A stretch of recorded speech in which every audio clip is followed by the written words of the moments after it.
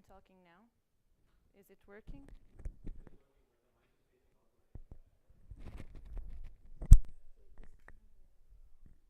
Mm. Oh, yeah, because I have an HDMI in mine. Sorry, tell me what you want me to do.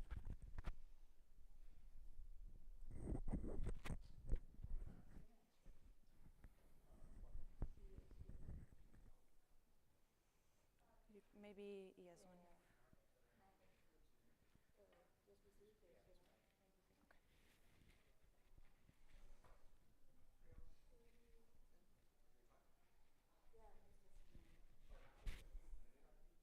I'm talking now. Can you listen to me? Hello. How are you doing? Good, good. Testing the mic. I am talking now.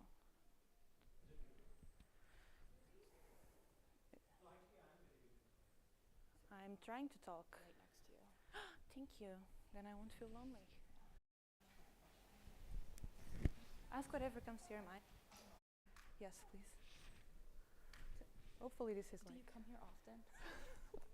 to Singapore? No. So humid here. HATRA? Test, test. Exactly. That's what I thought. I thought like 40 minutes could be fine, but under this heat, no. Not really. That's normal. Yeah. Okay. Yeah. You see that I'm already like there's beads Dying? Hey. Oh. How are you? Good, how are you? Do you come oftenly to Splash? That's what I said. I said I was gonna raise his hand. Oh yeah. So you come here often?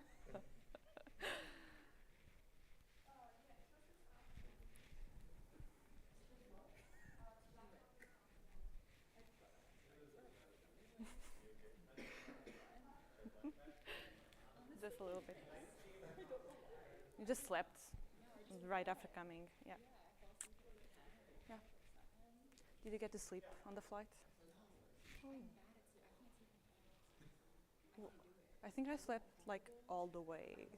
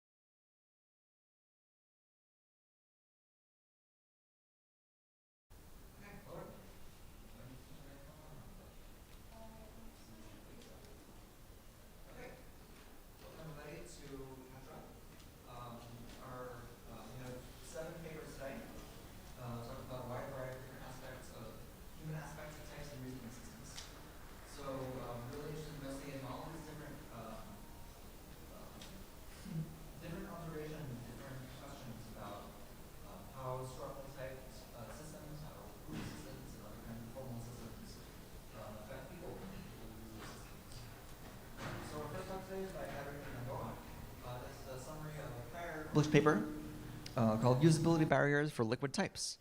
So take it away. Thanks. Thank you so much. Can you hear me? Can we try to... Oh, I have one. Okay. I will keep talking and see if it's any better. Yes? No? Yes? I think it's good now. I'm just making time for people to come in. They don't want to miss the beginning. Are we good? Yeah? Sounds better? Okay, I can also talk a little bit louder if there is any problem. Okay. Okay, welcome everyone. So, liquid types promise to make our code more reliable by catching bugs that traditional type systems usually miss. But despite their power, most developers, and maybe even most of us here in the audience, have never actually tried them in practice. Why? Well, often because the experience feels like this. And so today I'm going to show you exactly what makes liquid types so frustrating to use in practice. And I'm Catarina Gamboa. This work was done with other people, both from Carnegie Mellon University and the University of Lisbon, and it was published at PLDI this year. So today I'm here to get to discuss a little bit more about it and for you to ask me more questions about the work we've published before. So type systems are very useful in verification when we try to catch some types of bugs, but they are limited. And so if we want to introduce some more domain-specific information, we can encode that with liquid types. And these liquid types are like predicates that we can add by saying, for example, that the list has to be non-empty at the start. And so we say that the length of this list has to be greater than 0. And we write this predicate, and we can use it in our functions to verify at compile time if these types are valid. So what we actually do inside with liquid types is basically send all of these constraints into an SMT solver that will tell us if this formula is satisfiably or not. And liquid types have been implemented in different languages, even for some of them in different perspectives. Since their introduction in 2008, they have been introduced to a lot of different languages, like C, Haskell, Scala, Rust, Java. And they have been actually used for quite a different set of properties, like trying to find protocol violations, security of cryptographic protocols, MCP applications, database queries, and others. So if they have been used in so many different implementations and use cases, why are people not using them? So our main question in this work was, what are the current usability barriers that developers face in adopting liquid types? And so to know this, we started thinking, how do we know what are developers' doubts and decisions and the intermediate steps that they take to arrive to a final program, or the difficulties in learning all these aspects, or the challenges in implementing code? And we got kind of to the idea that we actually have to ask them. So we need to interview and observe developers using liquid types. And so to do this, we have done exactly that with the most mature implementation of liquid types, Liquid Haskell. And we got to interview and observe people from different experience levels, from beginners to more experienced users using liquid types, both from academia and industry. And at the end, we got 12 new users that were people that knew about Haskell but did not know about Liquid Haskell, and so we introduced it to them. And then seven experienced users that had already used Liquid Haskell in their projects. And we used different qualitative research methods, such as interviews, observations, retrospectives, and think aloud protocols. So what did our study look like? So first, our participants would sign up in a form, and then it would be a little bit different for new users and experienced ones. So for new users, we started by telling them a little bit about liquid types. So we introduced a 30-minute tutorial with a bunch of questions and also some code exercises. And then we had the final exercise where they would need to put in practice everything that they learned so far and write liquid types, fix some of them, implement some code respecting to the liquid type, and read liquid types and more things.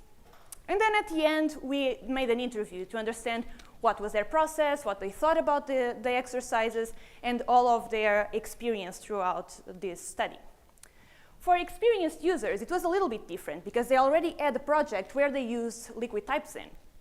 And so we started doing an interview to kind of gather what they used liquid types for and what was their prior experience. But then, to be more focused on a project, we asked them to choose one specific project where they used liquid Haskell, and then try to anchor their previous answers to the interview with parts of the code. Like, if you felt that, where did you felt that specific part in showing us the code related to that? And if they were currently working on a project with liquid types, we additionally asked them to work on that project for around 30 minutes while we observed them. If they already had finished the project, we did a retrospective to understand what they did in that project. And overall, we got 9 adoption barriers in here, divided both between the new users and the experienced users. Some of them were for both cases. So for all the cases, for all the barriers that new users experienced users actually also experienced them, but in a different level. And additionally, there were some cases that were more specific for the experienced users that they mentioned during the study.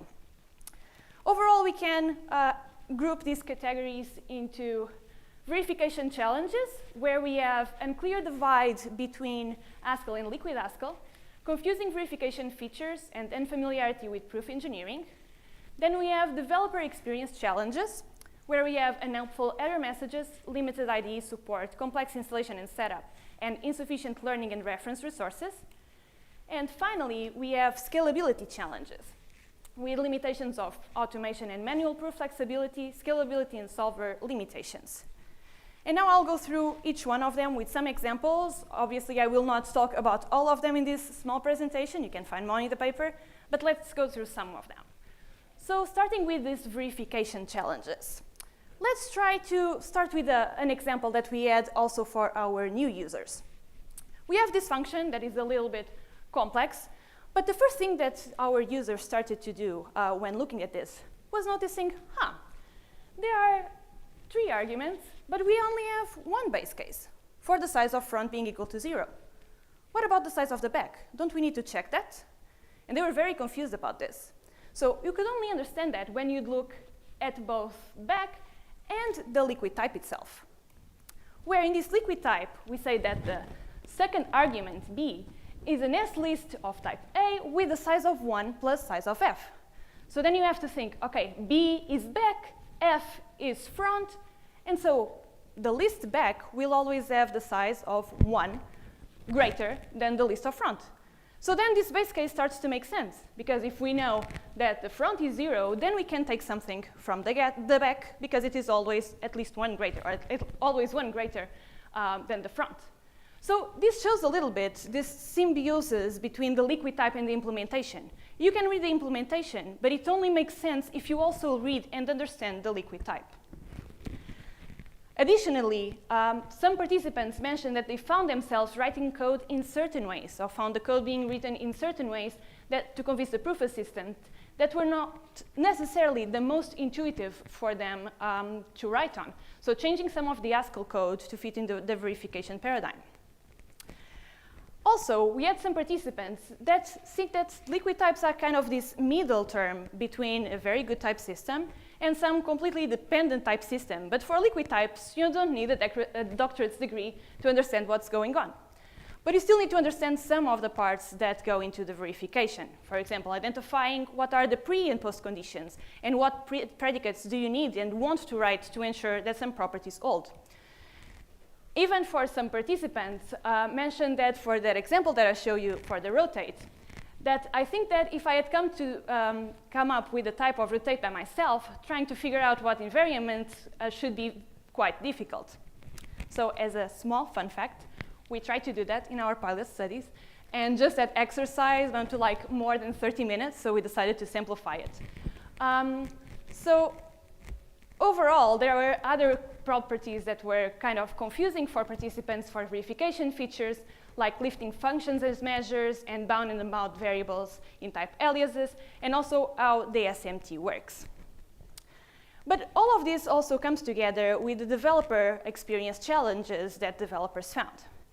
And in here, I'm showing you another example. So for this is a queue of size n. And some participants wrote this property in here, this type aliases of qn, of an, and then the queue size. And actually, what's missing in here is simply applying this function qsize to an argument, in this case, v. But when they did this, they got these kinds of errors. So basically, in all the cases, it was used, but not where it was supposed to be fixed. So we have this kind of error indirection between where the error actually is and where it is showing. Additionally, the error message that you get is somewhat like this, where you have some sort error in refinement VV0. There's nowhere in the code. And then you have something else in A2CB, which is again not in the code.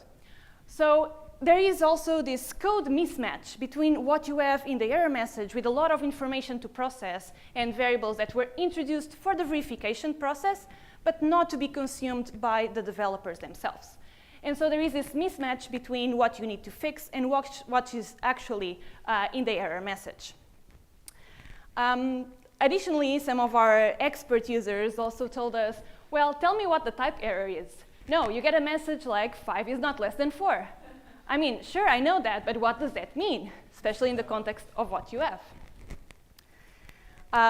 Additionally, it doesn't help that we have some limited IDE support, and some also experienced users mentioned that having liquid types as comments was sort of an emotional thing where the things that you write kind of feel fake.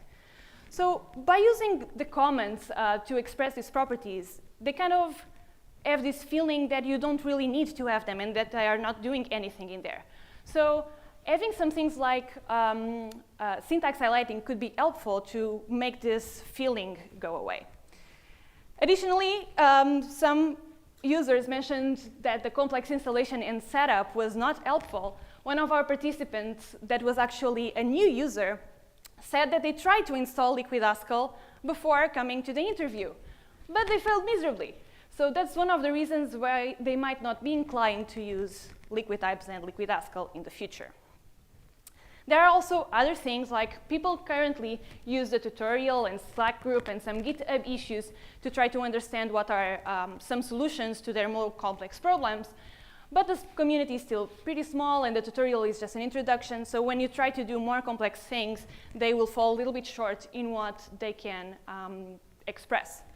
And so when you start doing more complex properties and want to verify more complex problems, we get to these scalability challenges as well. So where we have limitations of automation and also some solver limitations. As I mentioned in the beginning, what we basically do is have our properties sent to an SMT solver that will try to verify their satisfiability. So it's really great that we have the SMT solver because you are constantly being supported by it, but you don't have to prove everything that you're doing. But then it comes the challenge. So now you have to get the point where you can automate the proof. So getting to that point where the SMT solver can take in and basically see if your problem is solved or not, it's the actual challenge. So in this comes the limitations of automation and manual proof flexibility, where you need to understand a little bit more of how the SMT solver also works so that you can get to that point where it can actually be helpful. Additionally, when our program becomes bigger and the proofs more complex, the compilation time also increases. We had one participant saying that at the end, the proof took 5 hours or so, maybe longer for the whole thing to verify. So they would kind of usually just comment out some parts of the proof and work on the others. But this also makes it a little bit difficult to work in very big programs. And there are some internal solver limitations as well, like not everything can be converted to SMTlib, and there are differences between versions and can fail unpredictably, especially if you don't really know a lot about what's going on in the SMT, since we treat it usually as a black box. So overall, these are the 3 categories of challenges that we've seen so far. And now you might be wondering, are these barriers really specific to Liquid Haskell? So this study was focused on this. Are they just for this case? But actually, if we think about these verification challenges, some might be seem a little bit specific to Liquid Haskell, as the unclear divide between Haskell and liquid Haskell. But then if we think about it, other languages that implement liquid types might also have those problems, and unclear division between the target language and the specification. Also, for the confusing verification features and the unfamiliarity with proof engineering, we can have other verification systems that also have these problems. One of our participants shared that they actually only see their colleagues at the industry environment using liquid types as a lightweight verification tool rather than full verification, which demands a deeper understanding and finer-grained control over the proofs. So it could be helpful to think about liquid types as a more lightweight verification tool than like a full verification tool to go through all of different properties. As for the developer experience challenges, they again are not very they can be more difficult due to the liquid types existing in our languages, but they are also present in other languages. And for some cases, for example, the helpful error messages, there have been a lot of studies that have shown that compiler error messages are difficult. With liquid types, we have additional challenges. But then if we think about the IDE support, or even what I mentioned about the specification in the comments, we have other languages that do the same.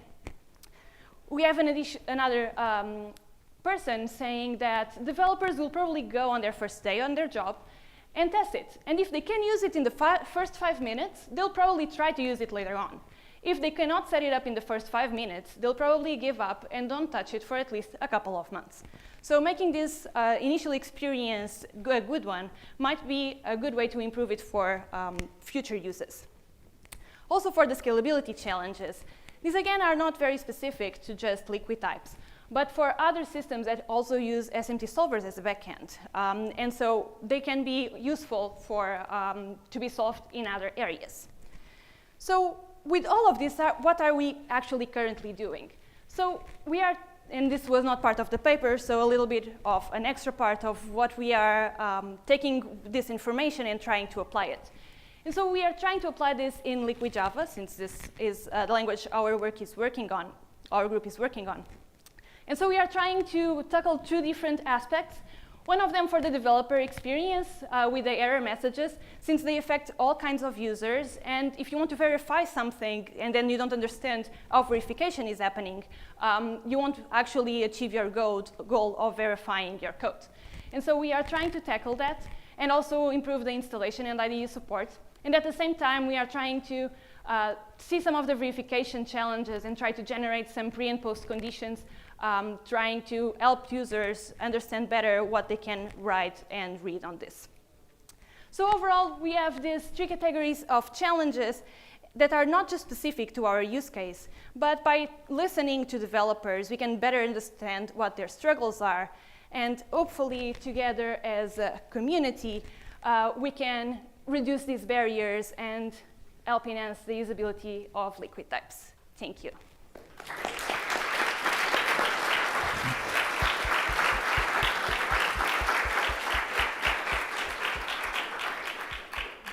If you have a question, feel free to step up to the microphone.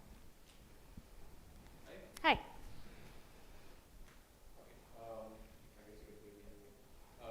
Great talk, first of all. I have a question about scalability, because my experience with liquid types is that they generate a lot of constraints, a lot of pressure on the SMT solver. And I can imagine that in a larger project, that would be overwhelming to the solvers. You said it took 5 hours to do some stuff. So do you know if liquid types have been adopted in any larger projects, whatever it is, rather than just some experiments, tutorials and stuff? Oh, yeah. Yeah, so for the projects that we have in here, and I think I have a small extra slide with that. So we had these experienced users using liquid types in different project contexts. They were not very big projects. So most of them were academic work, so 6 out of 7. And some of them were personal and industry projects, but they were not very big. So even if they were not that big of a code base, they still had like this 5-hour time wait. It can actually be more difficult to use it in very big projects, right? So it's just something that we need to try to improve. They give us some ideas. For example, use some caching or even some SMT certificates that can like say that this library was verified, you don't need to verify it again, so that you can kind of assume some parts are already verified and you don't need to run everything again. But we still need to find better ways to prove everything. Yeah. Okay, do you know like any sort of size of those projects? Like, do you think it has a perspective of a project that has like 10,000 lines of code, say? Yeah, that's actually a good question. I don't think we got those measurements at the time, but if you want, I can talk to you later and try to find out more about that. Yeah. Thank you. So another way to do verification is to annotate functions with pre and post conditions and add loop invariants, that kind of thing. So that's also another SMT-based approach. I was wondering if you had any comparison of like how liquid types usability compares to that kind of style. We don't have any study on that, but our idea is that liquid types can be a little bit more lightweight in a way, because you're only adding more types to the types that you already have in a language. But they kind of still work as preconditions and postconditions in some cases. So there is a link between those, and I think some of the problems that we find in here for these ones are in both cases, not just in liquid types, but also other kinds of verification engines. So I think they share a lot of commonalities on that, yeah. Thank you. I guess this is kind of a little bit similar to the previous question. Do you have any research on like, I'm not even sure how you would test this, but like usability of liquid types versus just like very manual dependent types for verification? Because it'd be interesting to see like, you know, is this actually easier to use in practice? Yeah, we don't have any research on that, but it could be interesting. What we have is actually a little bit before that. So there is also another work from our team. We're just comparing, in Java actually, just programmers that know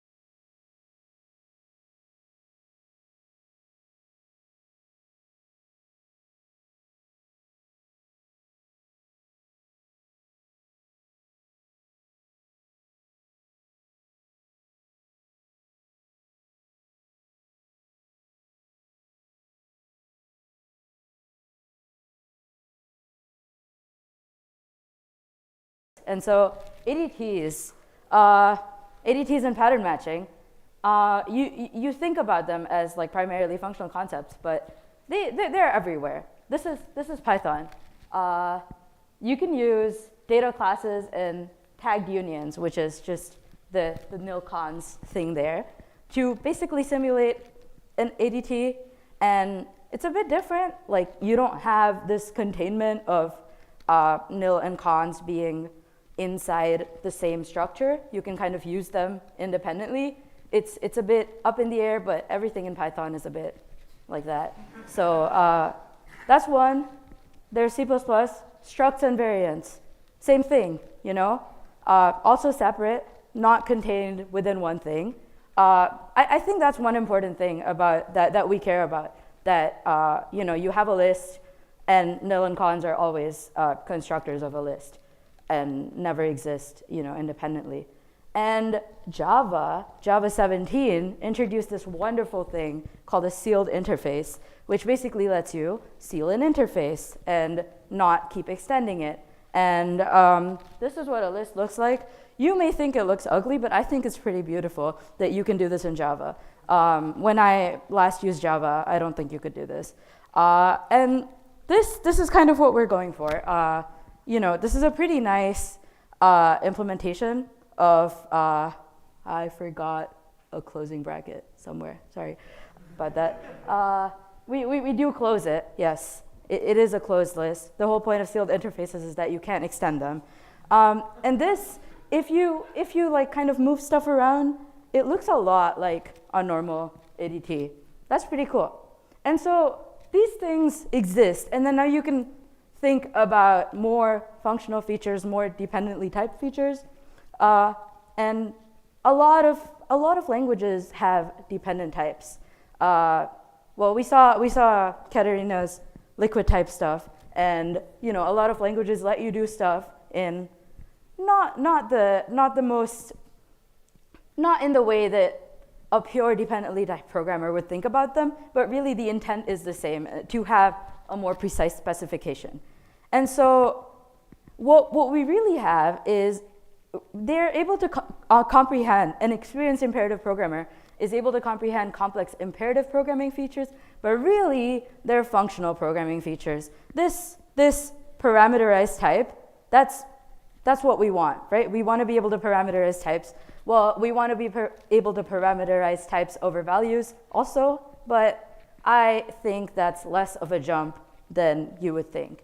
And so this is the hypothesis, which is imperative syntax for an existing dependent type theory can enhance usability for an experienced programmer. And what do I mean by this? What I mean by this is we're not creating something completely new. Like we don't create a whole language, rather just changing how it looks can actually help. I'm not saying that's a solution, that's the full solution, but it's part of the solution. Just how it looks does matter. And a lot of people in PL really don't care about syntax. Everyone outside of PL cares pretty much only about syntax. I asked like 15 of my friends who are software engineers, informally. I was like, what is your favorite programming language? What is your least favorite programming language? And what do you like the most about it? What do you not like the most about it? 95% of the answers I got were about syntax. And so some of them were, I'm not saying that they're all like valuable to language design. Like some of them are just opinions. Someone said, I really love whitespace in Python. Someone said, I really hate whitespace in Python. And you know, that keeps going. But people really do care about syntax, and it does matter. And a lot of people are gonna, you ask someone about Haskell, I don't like how it looks. Ask someone who hasn't, ask a non-PL person about Haskell. That's what you're gonna get. They're not gonna say anything about how it acts. The first thing people see is what they see. And so I have an experiment in mind, which is a primarily syntactic, and I'll tell you what that means, imperative layer that it elaborates into an existing dependently typed language, which, like I said, must be Idris, for unknown reasons.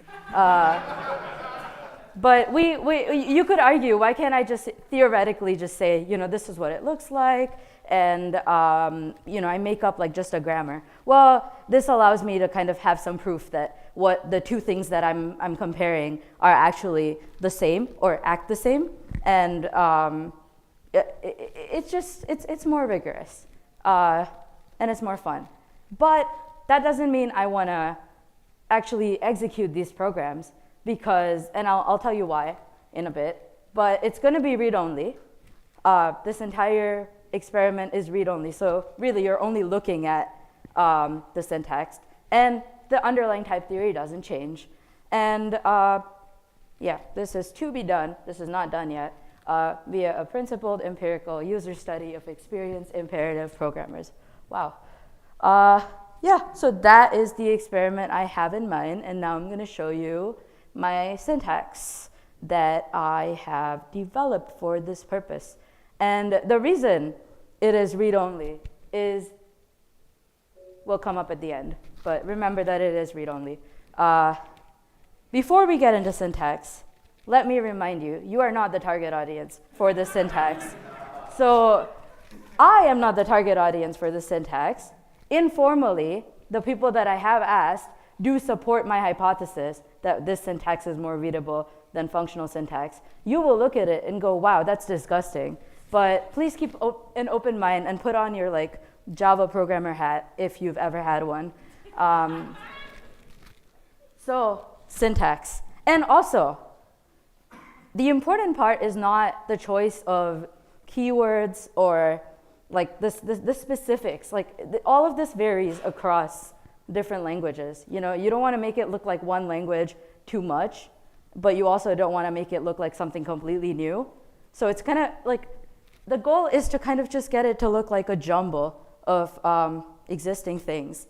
And so I will not take criticism such as you should have used this different keyword instead of this one. That is not a valid criticism of the syntax, because that is your opinion. And we will never come to a conclusion. We'll be here all day if we're choosing the right keywords. So we're going to start with the really easy stuff where you'll be like, I could have done that. Okay, yes, you could have done this. Types. We do need types. You may have seen how happy I was with the sealed interface stuff in Java. So it looks a bit like that. We use kind of a function, or we use like brackets for everything, because people really like brackets. I like curly braces, for one. And also just, constructors, arguments. We also have implicit arguments, which you'll see in the next slide. And this is something that people are already used to. And okay, anyone have any major issues with how this looks? Good, perfect. Good.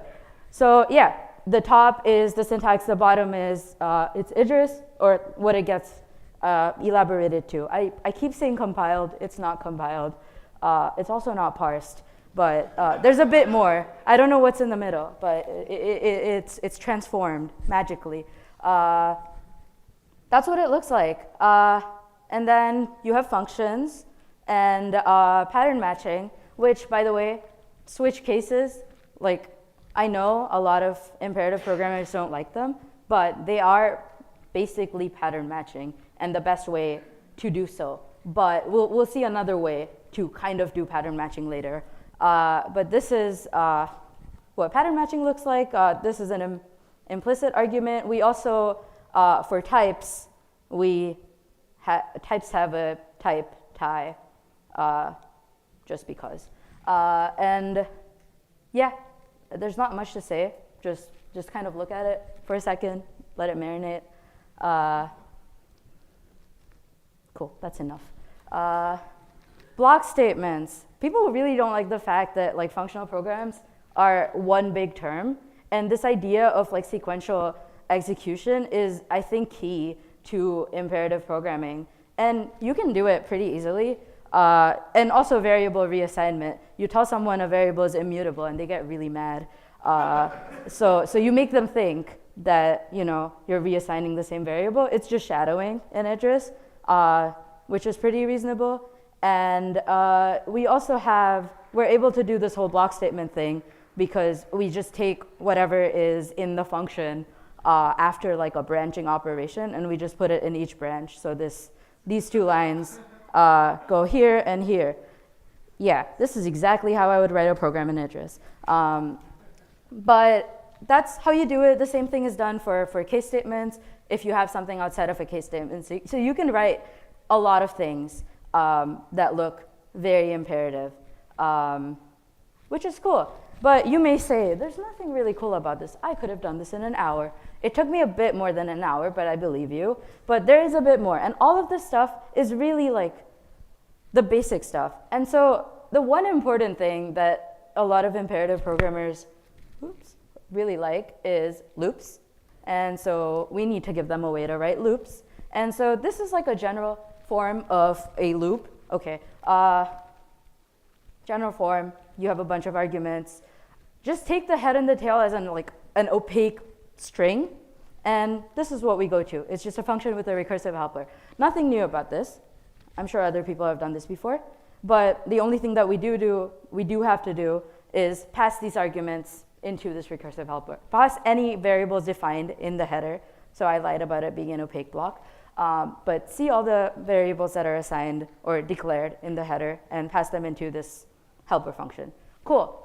Everything up to now was really about functional programming rather than dependent types. And the main dependently typed thing that, the main innovation? No, it's not an innovation. The main feature that allows you to really use dependent types without knowing you're using dependent types is essentially you're able to go from Booleans to propositions pretty easily without knowing you're doing so. Or you do know, but you don't really have to do a lot of work. So a lot of people like to write stuff like this if they care about safety. Not really. They would do a maybe type, but just think about this function where you have a list, and if it's nil, you return 0. Otherwise, you take the head of the list. And so what we do is we translate it into a case statement that splits on it using a decidable equality function. And so you actually have this proof in context of x being equal to nil or x not being equal to nil. And the wonderful thing about Idris is it's going to pick this up from the context and pass it into this head function on its own. And so this just says that this is an implicit argument. And so all you write is head x here, and then it actually fulfills this constraint on its own. This E is just so you have a syntactic differentiation between when you kind of do this thing and when you don't. You do need decidable equality for this, and so that's what it looks like in Idris. And if you're like, oh, that's not so bad, that's pretty bad, I think. And I've been syntax highlighting by hand, and I really didn't want to do that. So just look at the size. You really don't need to read it. And so we came up with an algorithm to just kind of declare, to have that decidable equality for free. And so for every type that you write, it's going to convert it with the decidable equality judgment. Okay, and so putting it all together, this is a program. Stare at it for 5 seconds. Maybe it's a search through a vector, and it does all the things that we put together, and this is what it goes to in Idris. Cool. Syntax isn't everything. Like I said before, you can only have correct programs. Like this works when you have correct programs, but people aren't going to write programs that compile in the first go. So errors, and this is why I said it's read-only, because if you put like a complicated syntax on top of Idris, and then you look at the error message you're going to get, it's going to be even worse than the one you're going to get when you write like pure Idris, read-only. Bunch of other stuff that we care about. If you care about the actual type theory, come talk to me later. A study that we're looking for, a bunch of parameters that we have to discover, that we have to decide. Mainly, what is a target participant, and what does it mean to do a purely syntactic comparison, and does that even help? That's it, because I'm out of time. Thank you.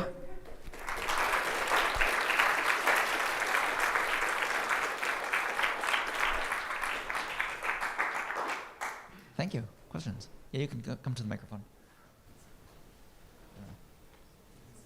Okay. Thank you for the great talk. I have a question. Since we are dealing with dependent types, we're going to operate on proofs a lot. And if we want proves to be sound, we can't have unbounded recursion, or, well, terms have to terminate, otherwise you can prove false. And I wonder how this can appeal to an imperative programmer. So because you need a totality checker, right? Right, and, right. Well, I think that just comes down to, like, you can also, there's languages, there's dependently typed languages in which you can do unbounded recursion, and then it'll yell at you, obviously, and then you can say, don't yell at me, I'm telling you that this is terminating. And I would hope that the kind of imperative programmer that I think is part of the semantics, where you kind of have to figure out what it looks like under the hood, which is what I said. You know, this isn't just going to work well. That's why this is meant to be as like this is just about the syntax. So I haven't thought about this goes into the semantics part of it, and so it's not part of this work, is what I would say. Okay, but like, you still need totality checking. Like it still has to happen eventually. Yeah. And you're not totality checking is not a syntactic feature. Yeah, I know, but like I wonder how, because we are talking about adoption of dependent types in imperative programming. Yes, so I just imagine that an average imperative programmer would not like that. Maybe not. Okay. But yeah, the answer is maybe not, and it's a future problem, future work. Okay, I take it as an answer. Yeah. Thank you very much. We can talk after. Yeah. All right, cool. So thank you for a very entertaining talk. Yeah. So I'm one of these experienced imperative programmers. See what's called. Welcome. I'm also a functional programmer, but anyway, I think your audience is in some sense too broad. Yeah. Because like this was kind of very Java focused in some sense. Yeah, that's part of the question that I've been asking myself, which is, is it different for different people that have experience in different languages? Yes, and that's basically what I'm saying. Yeah. And that's something that depends. Like I think I would have to restrict the study. It depends on who I choose for the study participants, right? That's something I still have to think about, because I mean I've pitched it as something for all imperative programmers, but yes, I have been thinking about this, and the fact that it would kind of impact different experienced, like it would be different depending on what languages people use. So yes. Cool. I'll catch you after for a couple more Yes, questions. Thank you.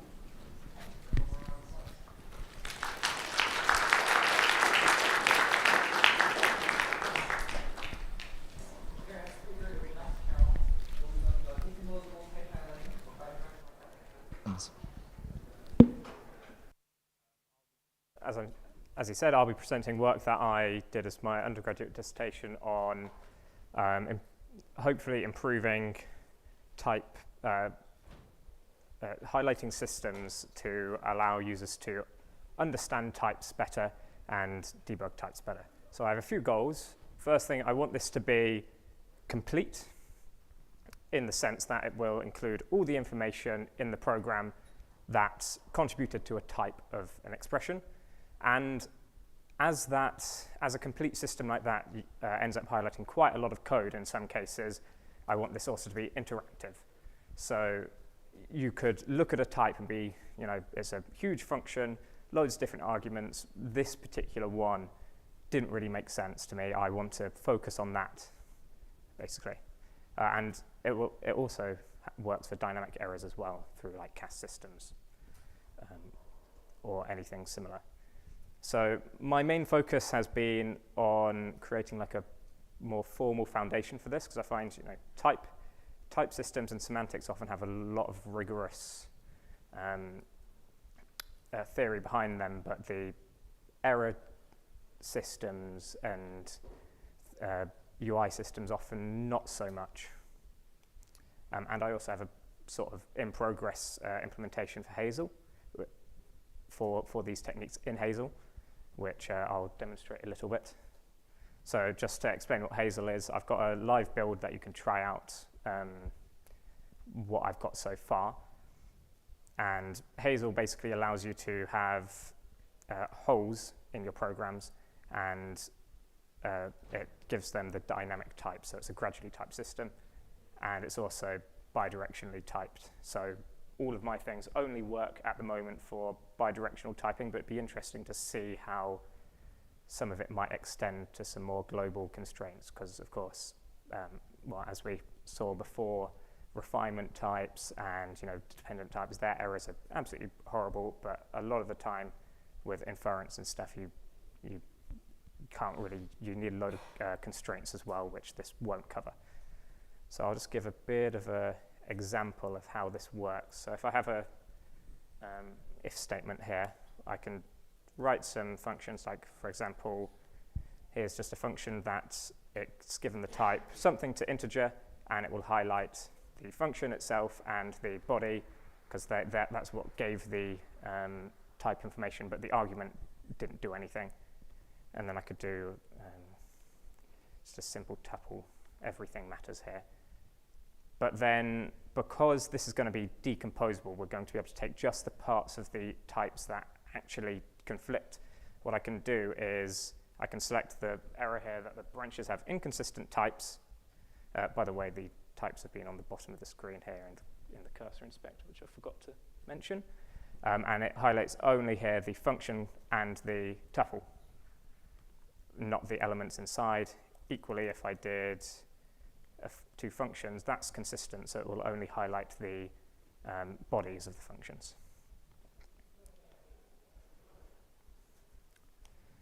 And just overview on bidirectional typing in case anyone's unfamiliar. It basically splits type checking into two modes. Synthesis, which is basically you have a term and you can determine the type from the term itself and synthesize it. So for example, with this function, we can determine its argument is an integer because it's annotated, and its body is an integer because it's a plus expression. And then on the other hand, we have type analysis, which takes information from the context, from around the term. So for example, the 1 in that function is required to be an integer because it's in a plus expression. So now, what actually are this highlighting? So I'm going to be using a method of term slices or program slices, which is basically a term, and you omit parts of it, which I will notate with a question mark. You'll see the paper used squares, but I'll use question marks to be consistent with the Hazel notation because they're effectively the same as holes in Hazel. Wrong way.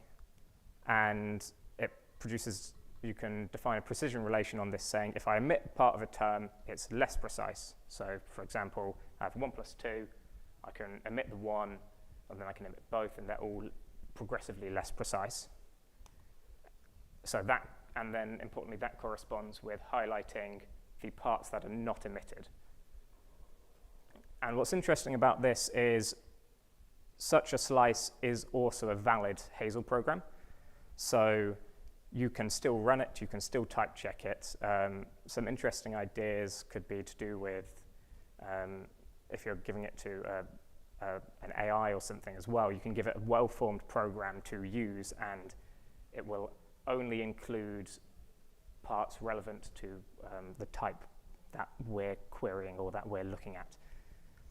And then you can join these to retrieve the original information. Of course, only if they're actually the same sort of term. You can't join a plus term with a regular integer. So what I haven't done yet is sort of think more about the UI and usability of this stuff. So I've got a three-step process of what I think would work quite well, but this is where I'd really like some discussion on this afterwards or some questions about this. So basically, select an expression you want to look at, and then I want to, and you can then view its type in the cursor inspector.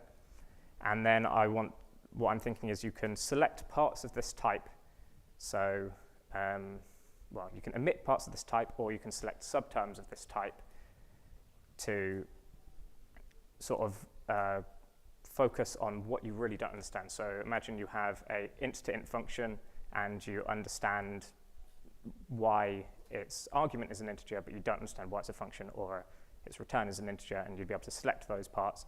and then it would produce a slice, giving you the minimal program that contains all of the information that you're actually looking at. So just as an example, here's a is0 function. And if I look at the type down on the bottom, I can then say, well, why is it a function and why does it have a Boolean return type? So that's equivalent to sort of omitting the integer here and taking a slice of the type.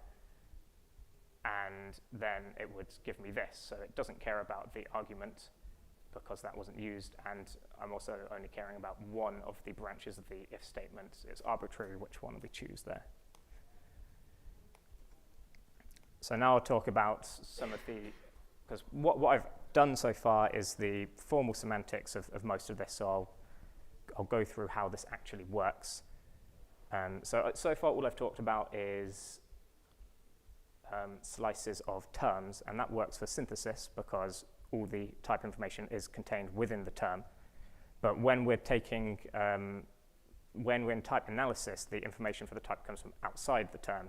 So we want to use context in the same way that like contextual dynamics has context, where you choose one subterm as the focus.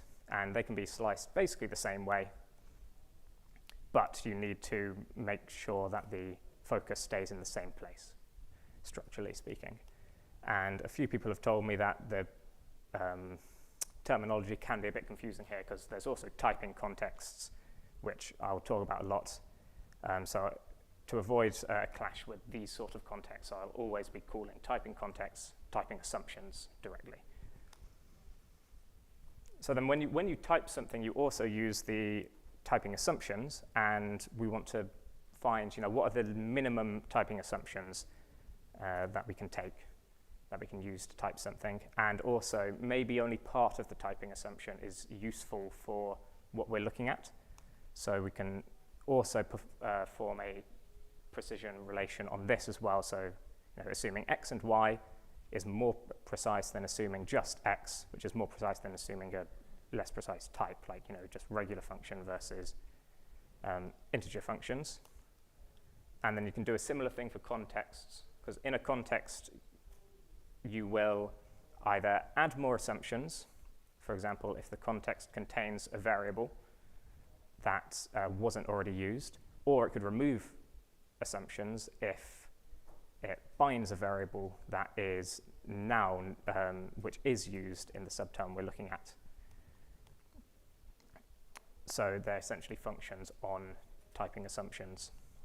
And you can define that pointwise. It doesn't hugely matter. So now I'm going to talk about the actual decomposable aspect of this, which I guess is the most important thing. So I'll give a very, very simple example here of, we just have a function from strings to integers. It's a bit of a stupid function, but what we want is we want to, during type checking, calculate the slices for just the argument and the body. So the argument here would be just x is a string, and then we can place it in a context that puts it sort of inside the function to get string to a unknown type. So, and then for the return for the body, we do a similar thing but omit the argument type. And then how do we actually get the thing on the bottom? We can join the two slices, which means you sort of get a structure that is indexed in the same way as types, but the only addition is we have a load of contexts here to make sure you can put the argument within the function and the body within the function and then join them afterwards. So basically reconstructible slices is what I call them. And then the way this actually interacts with querying is if I want to query, if I want to omit a part of a type, all I do is omit the corresponding part of the slice. And if I want to take a subterm of a type, I just take the subterm of the slice here. And if I want to show the whole thing, I join everything with this overline operator. So this leads to two main constructs: a synthesis slice, which is you have an expression, it synthesizes a type, and you will be able to take a slice of that that actually contributes to the type. And it must, the resulting slice, when treated as a Hazel program, must synthesize the same type as what you're asking about it. And under this precision ordering, the whole reason I set this up is so you can find out a least precise one, and that will emit as much information as possible. So for example, this is the same is0 function from before, and it contains all the information required to determine that it's an int to int. So if I put that in Hazel, removed all the non-highlighted bits with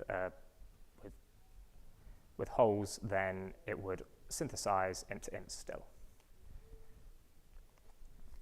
And analysis slices are the converse, where we want to take part of show what part of the context contributes to the type.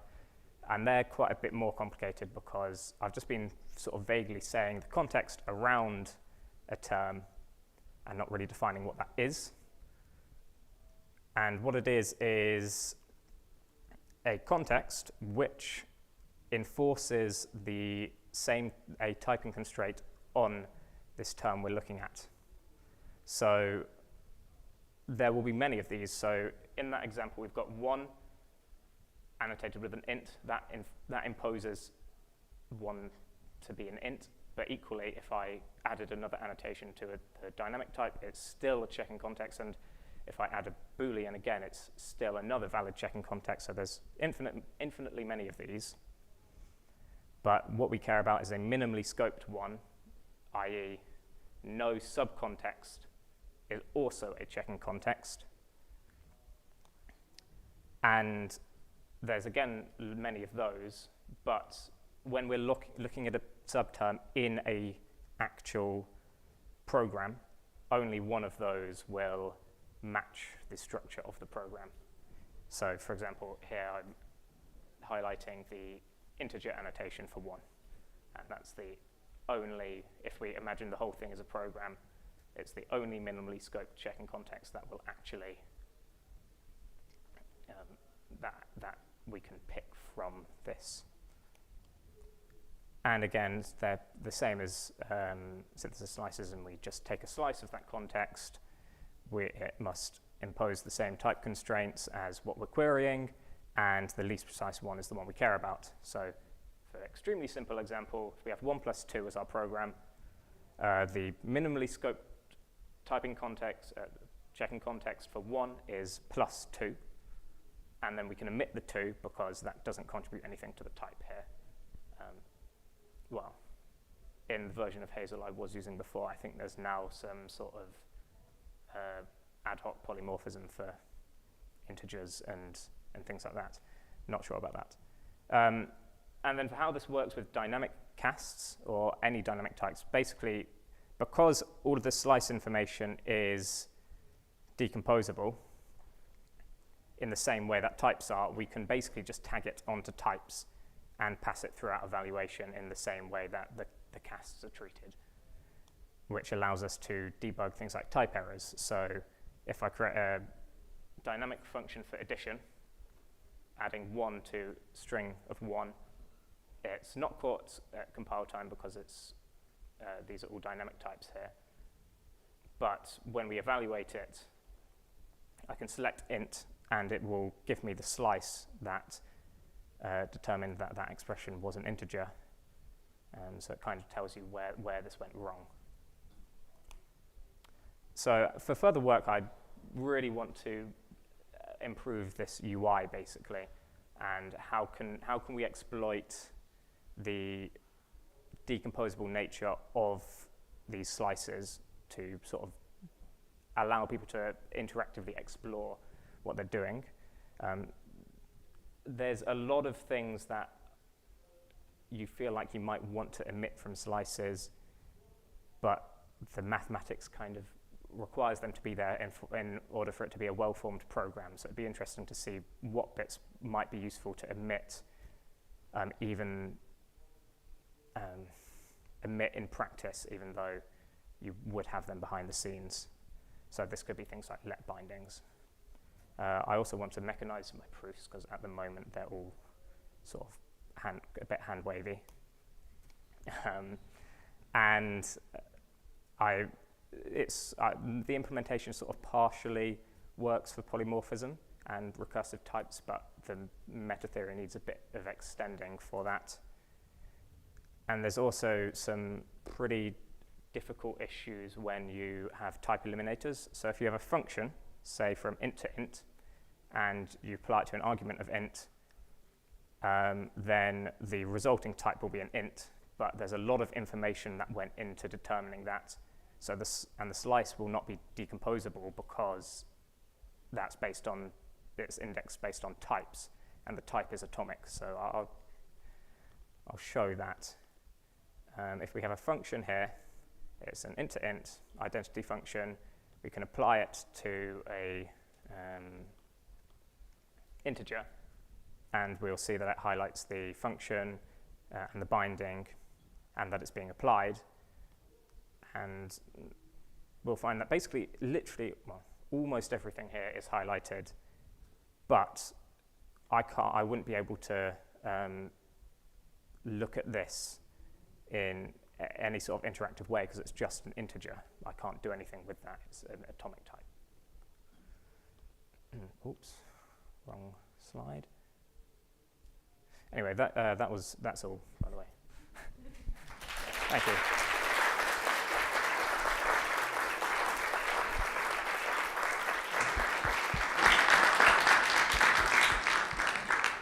Okay, thank you. If there are questions, people can come to the microphone. While people are thinking about their questions, I'll just remark, you didn't really dwell on this limitation, but there's no support for liquid types in this language because, of course, the language Hazel is a language with holes, and the liquid types would leak right out through the holes. So, okay, go ahead.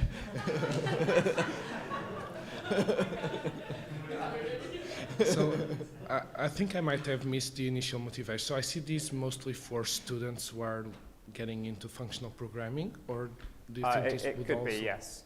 It could also just be useful for very quickly or more quickly debugging errors where instead of it just saying these are the two, these types are inconsistent, it will actually show you where the inconsistency came from. So just, for example, this here, it's highlighted the two conflicting terms.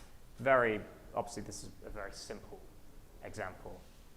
So in this case, I would never write it like this with the function inside both branches, right? Yeah. You could have some kind of linter, or the famous, if it has more than 4 lines in Haskell, it's wrong.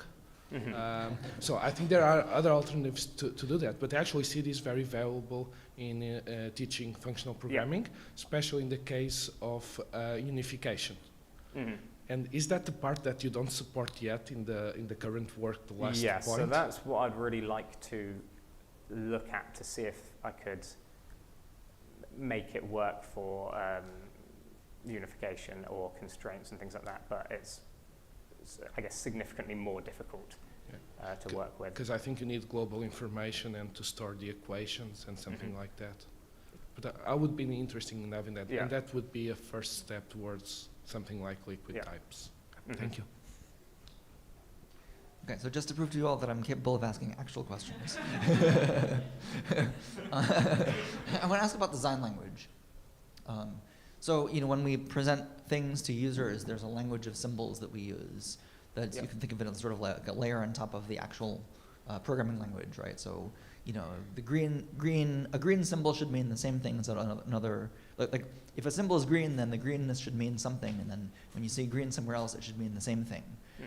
You have a fairly sophisticated visual language with, you know, different shapes of delimiters, different colors and lines of different shapes. Can you talk about your process for designing that that language, that sort of visual nomenclature, and how you think you might go about evaluating it? Do you mean with Hazel or the? Well, I think you have a layer on top of Hazel, right, in terms of how you're showing the type inference process, right? Like you're turning this into, if you can you go back to, it was toward the end of your talk, you have, maybe it's slide 18? No. Yeah, they're here, okay. Yep. Okay. So, yeah, you've got this shape, and this shape, and this shape, and there's a circle, and then sometimes you have,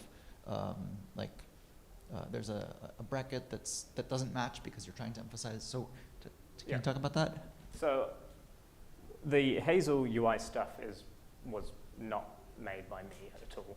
So all the highlighting on the left side, I've basically just reused how that system highlights terms, and I just gave it green because green was already there in the code.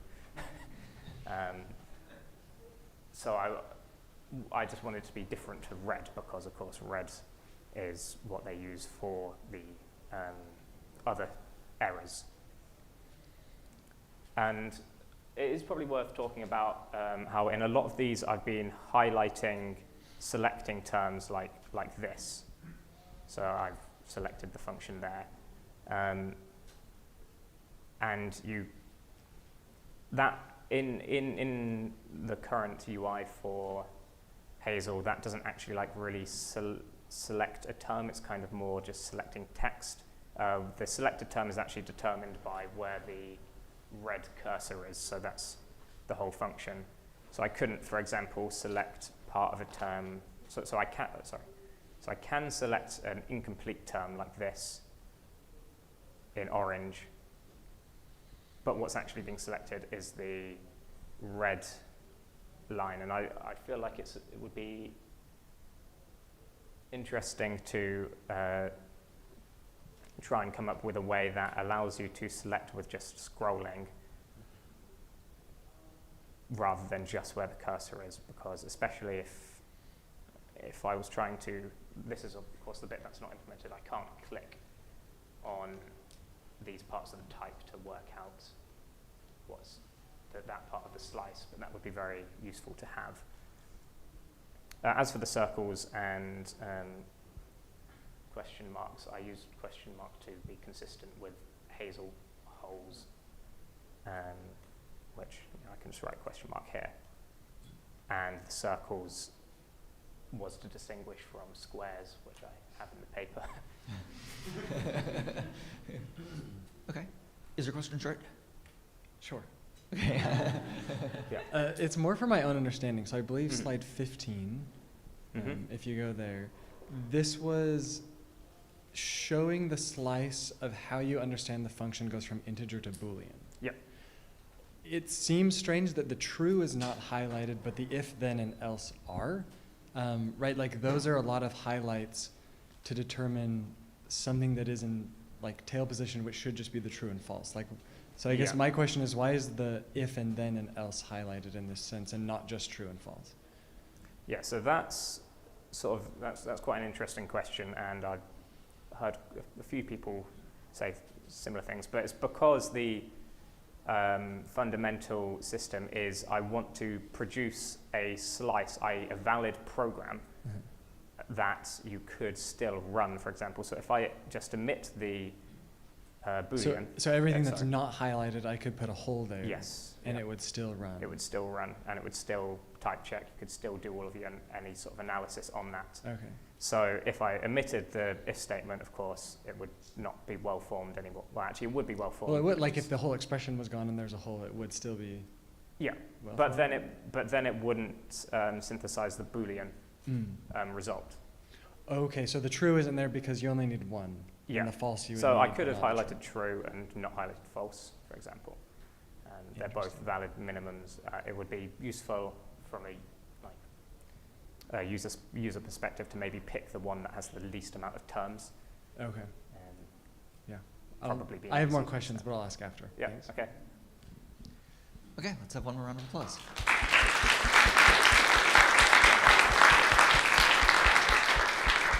Okay, I just want to briefly foreshadow what's happening in the afternoon. Of course, after lunch, we'll have another set of talks.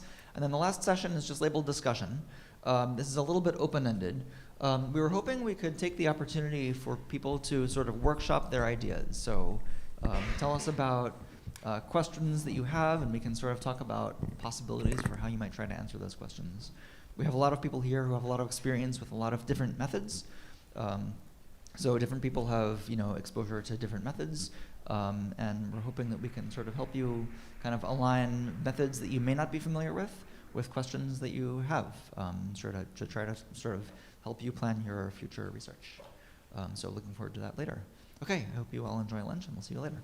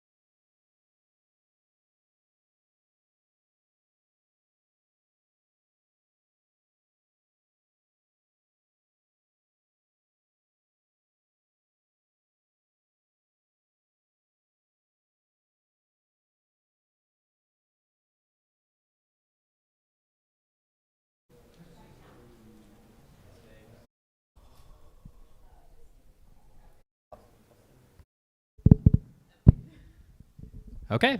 Hi, everybody. Welcome to the afternoon session at HATRA.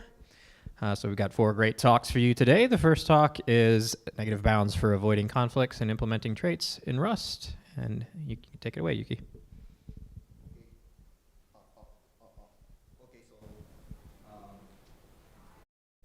All the previous talks are really impressive, so I'm a little bit nervous.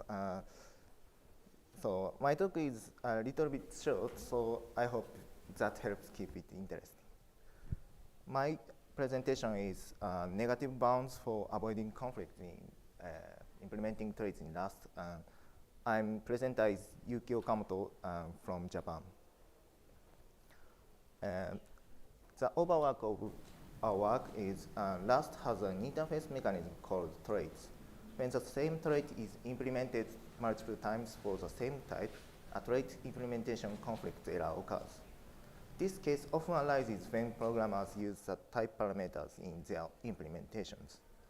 We propose a new construct and checking algorithm to avoid trait implementation conflicts in Rust. So let's get look at one by one. The programming language Rust provides traits which are similar to interfaces in Java. The name trait was originally proposed Scali in 2003, but in Rust, the system is almost the same as mixins and differs from the traits originally proposed by Scali. In this example, a new trait ID X is defined with copy and debug as its supertrait. And we can write method signatures and implementations within the braces. Traits can be implemented for types. In this example, the trait IDX is implemented for the type node ID. We can write method bodies in the implementation. In this example, we implement the index method. Methods can be called on objects of the type for which the method is implemented. Here, we say that the type for which the trait is implemented satisfies the trait. In this example, trait IDX is implemented for node ID. So we say node ID satisfies IDX. We can introduce type parameters in implementations. In this example, we introduce a type parameter T. Type parameters can require that some traits are implemented for them. These requirements are called trait bounds. In this example, the type parameter T has to satisfy both the old and copy traits. A trait implementation conflict occurs when the same trait is implemented multiple times for the same type. In this example, the trait IDX is implemented for the type T twice with different trait bounds. However, there can be a type that satisfies both clone and display. Therefore, these implementations conflict. For example, one type that satisfies both trait bounds is string. String satisfies both clone and display, so both implementation is implemented for string. But it is implemented for string twice. We found that there are multiple similar code segments in the standard library. For example, there is a from trait, which is used to implement type conversions. There are many from trait implementations for types that can be borrowed as the primitive string type. str is borrow of the primitive string type, and box str is a primitive string allocated on the heap. Call str is a primitive string with clone on write semantics. We assumed that these implementations could be unified into one implementation using the asRef trait, which represents types that can be used as references to a specified type. One of the reasons we cannot write this is trait implementation conflicts. To address this problem, we added a minus operator to trait bounds. The meaning is to exclude types that satisfy the trait.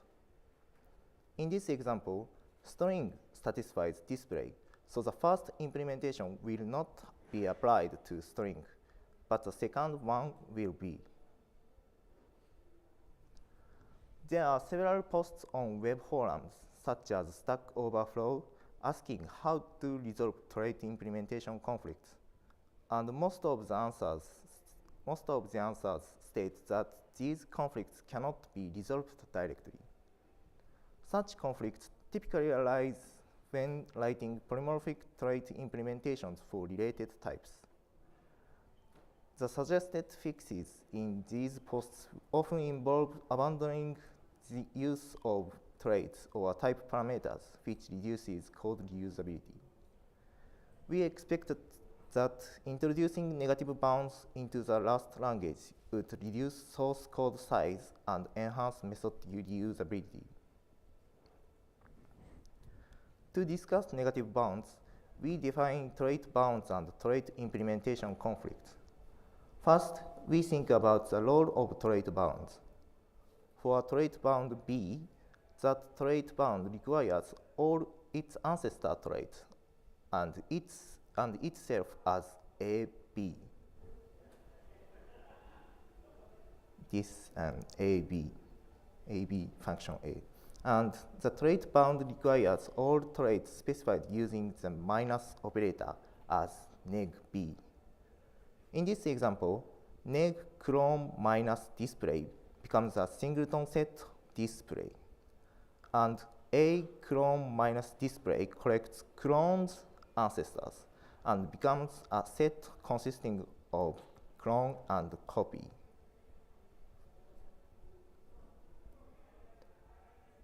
Based on the role of trait bounds, we define trait implementation conflicts with negative bounds.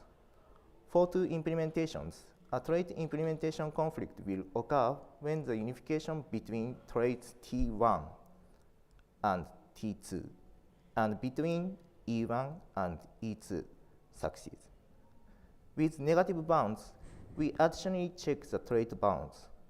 We have to check the trait bounds for type parameters that are bounded by them and are unified. We check the common part of the ancestor traits specified with plus and those specified with minus.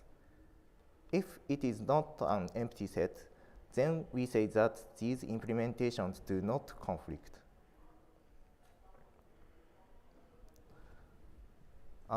We implemented a prototype system in Rust to check implementation conflicts with negative bounds. We used non-parser combinator library to build parser.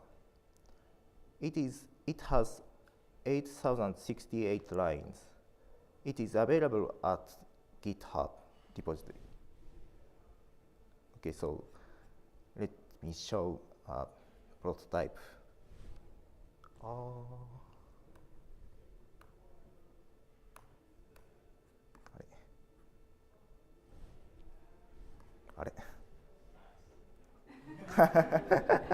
Okay, sorry. I would like to show this terminal display. Display.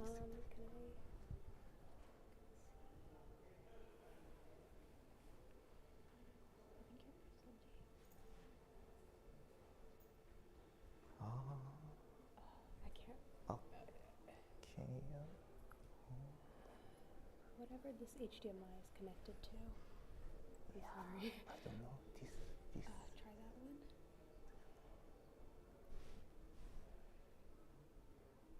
Maybe not. Yeah, it should be there. Okay. Okay. And then you can change the screen. Oh. Or, yes. Okay. Thank you. And sorry for waiting. We implemented a prototype system, so we show a program that we will check. This program has IDX trait implement for type T that is bounded by clone trait. And IDX trait for T, it is bounded with display trait. Let's run.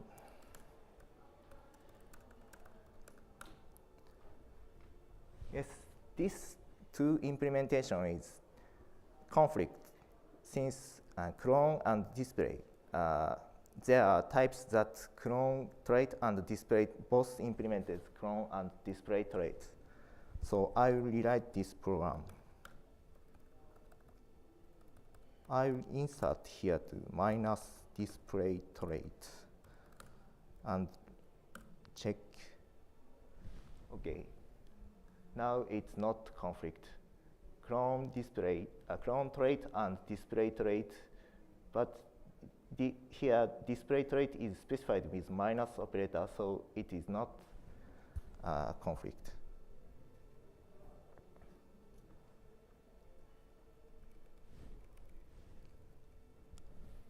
Okay, so we assume that the computational complexity of checking trait implementation conflict with negative bounds is significantly larger than the current one. It's not significantly larger than current one. Our algorithm simply adds s n log 2n, and we do not have to pay this cost if the unification fails, which will be the most common case. Our future work is to implement our algorithm in the chalk trait resolver to show that it is practical enough. We would also like to implement it in the next generation trait resolver that is currently under development. We will demonstrate that our algorithm works in practical time. We may also need to provide a formal proof of our algorithm. To show that our proposal is valuable enough, we will conduct a survey on GitHub. We have already found over 900 issues related to trait implementation conflicts by simply searching for related keywords on GitHub. There is a still lot to do, so I will not run out of future work anytime soon. In summary, there is code duplication that can be reduced using negative bounds. We propose a new construct that includes negative bounds and a checking algorithm for them. We assume that the computational complexity of this algorithm does not increase significantly compared to the current one. Okay, thank you for listening.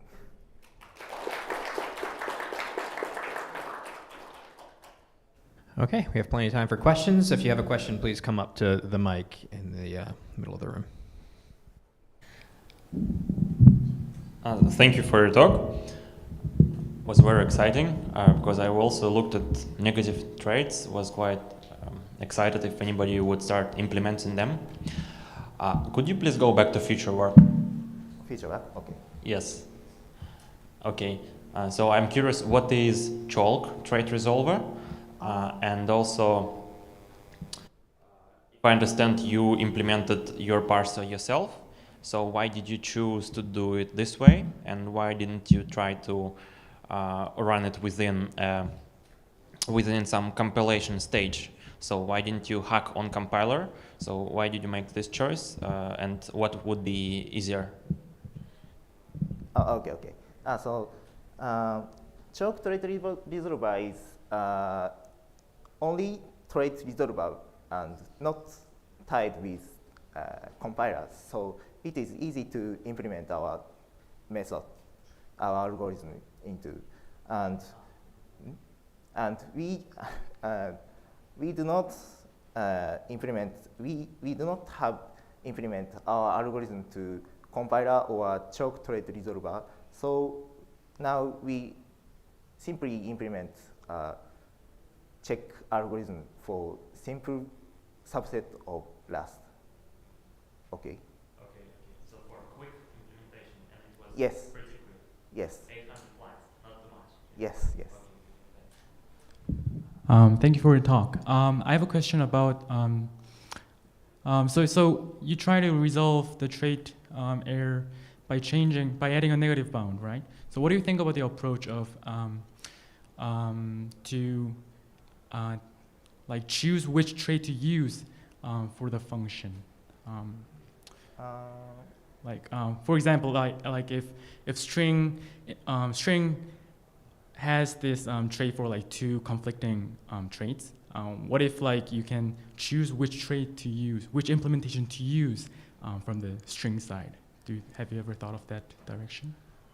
The method to choose? Yeah. Okay. We do not have any checked those algorithms, but we will do the task, so it is also future work. Okay. So I was asking like if this method has two traits to choose from, so you actually like added a negative bound to the trait side. Would it be also a good approach to add to choose which trait to use from the implementer side? Okay. So you say write types in trait bounds, or not? Maybe. Do you know specialization? So I'm not really a Rust user, so okay. Yeah. Maybe specialization is one method for approaching the problem, but specialization select which type is most specific in those trait bounds, but it is not enough. We think it is not enough method, so because if there is two trait type parameters with trait bounds, it may occur that both the types, which satisfies both trait bounds, is still remains. We cannot select which trait bounds we should select. So we is this answer? Yeah. Okay. Thank you. Okay. Thank you. We can talk later too. Okay. Let's talk. Thank you so much for the great talk too. I enjoyed it. And I want to ask, why do you think that the Rust language doesn't support negative bounds already? There is a discussion that whether that Rust should be implement negative bounds or not, and the conclusion is it's quite complex, and we will postpone the get result and implementation. So maybe it can be discussed more, but it is not discussed enough. Okay. It's okay. Thank you. Okay, thank you. Thank you for the talk. Very interesting, and assuming it works, very useful for Rust. So one question that kind of comes to mind is, how well or would your analysis work for a trait bound that is only negative traits? So your example, you had like display minus some other trait. What if you didn't have display? What if it was just minus trait? Would your analysis, would your algorithm still do anything there, or what would be the behavior? Only negative bound. You said if you only had the negative bound, you didn't have a positive bound associated with it. You only were saying not this trait. In many ways, it would almost be the universal set minus this trait. Yes. Only minus. Yes. Yes. In our algorithm or in our syntax using implement this algorithm, it's not allowed to only minus trait bounds.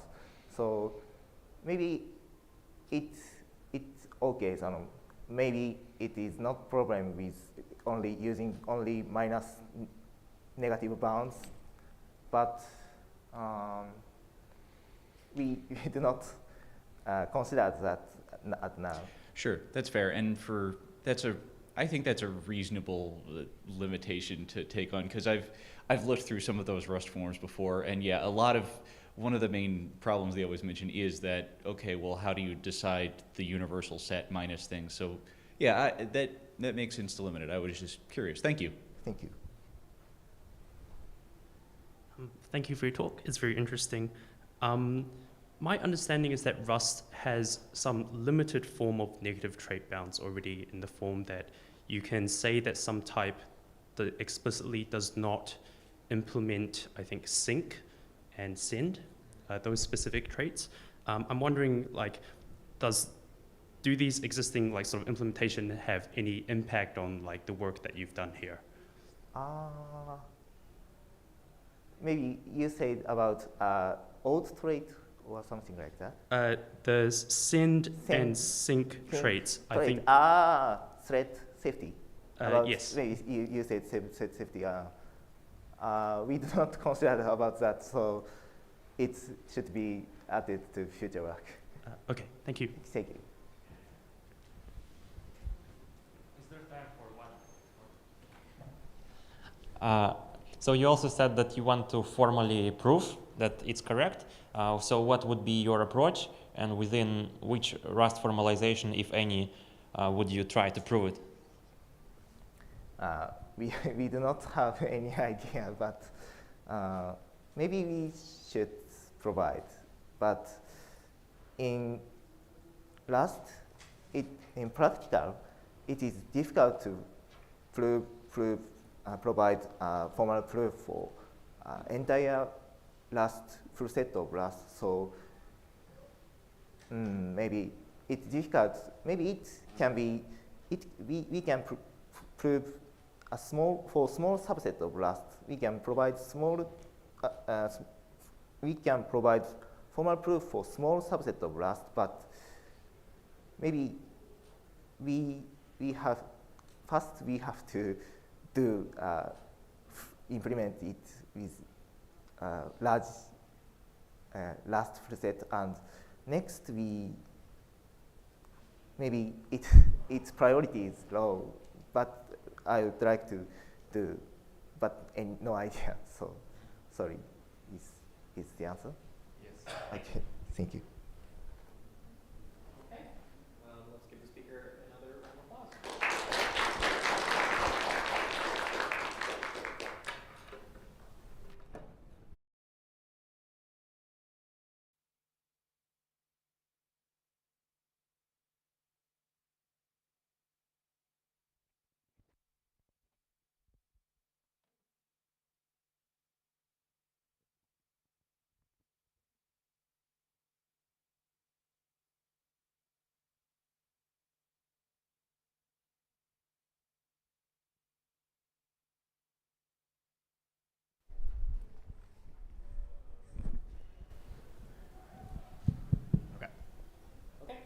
Here will tell us about P4 SpecTech, language mechanization for P4.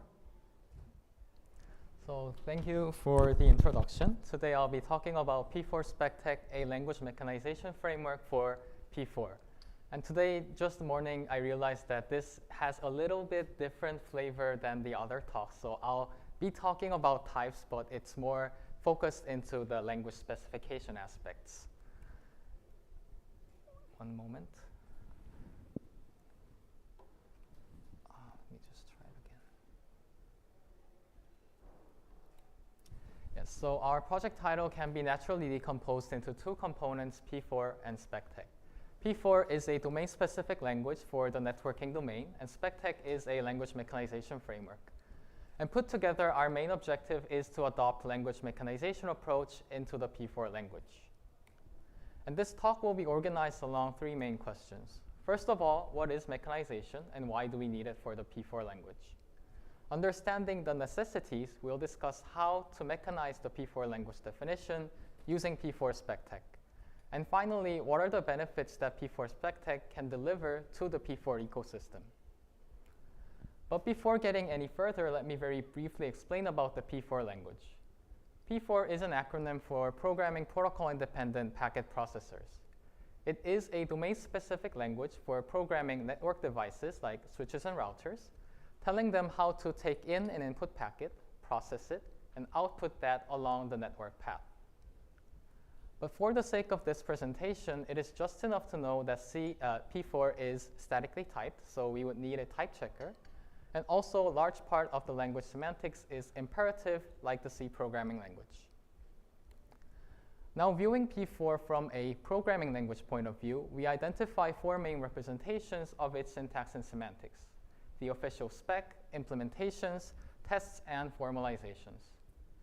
The official P4 spec is an informal prose description of the syntax and semantics of P4. And there are also implementations, for example, the P4C reference compiler in C++, which is an executable representation of the language. The reference compiler also comes with a test suite demonstrating the behavior of P4 with input-output examples.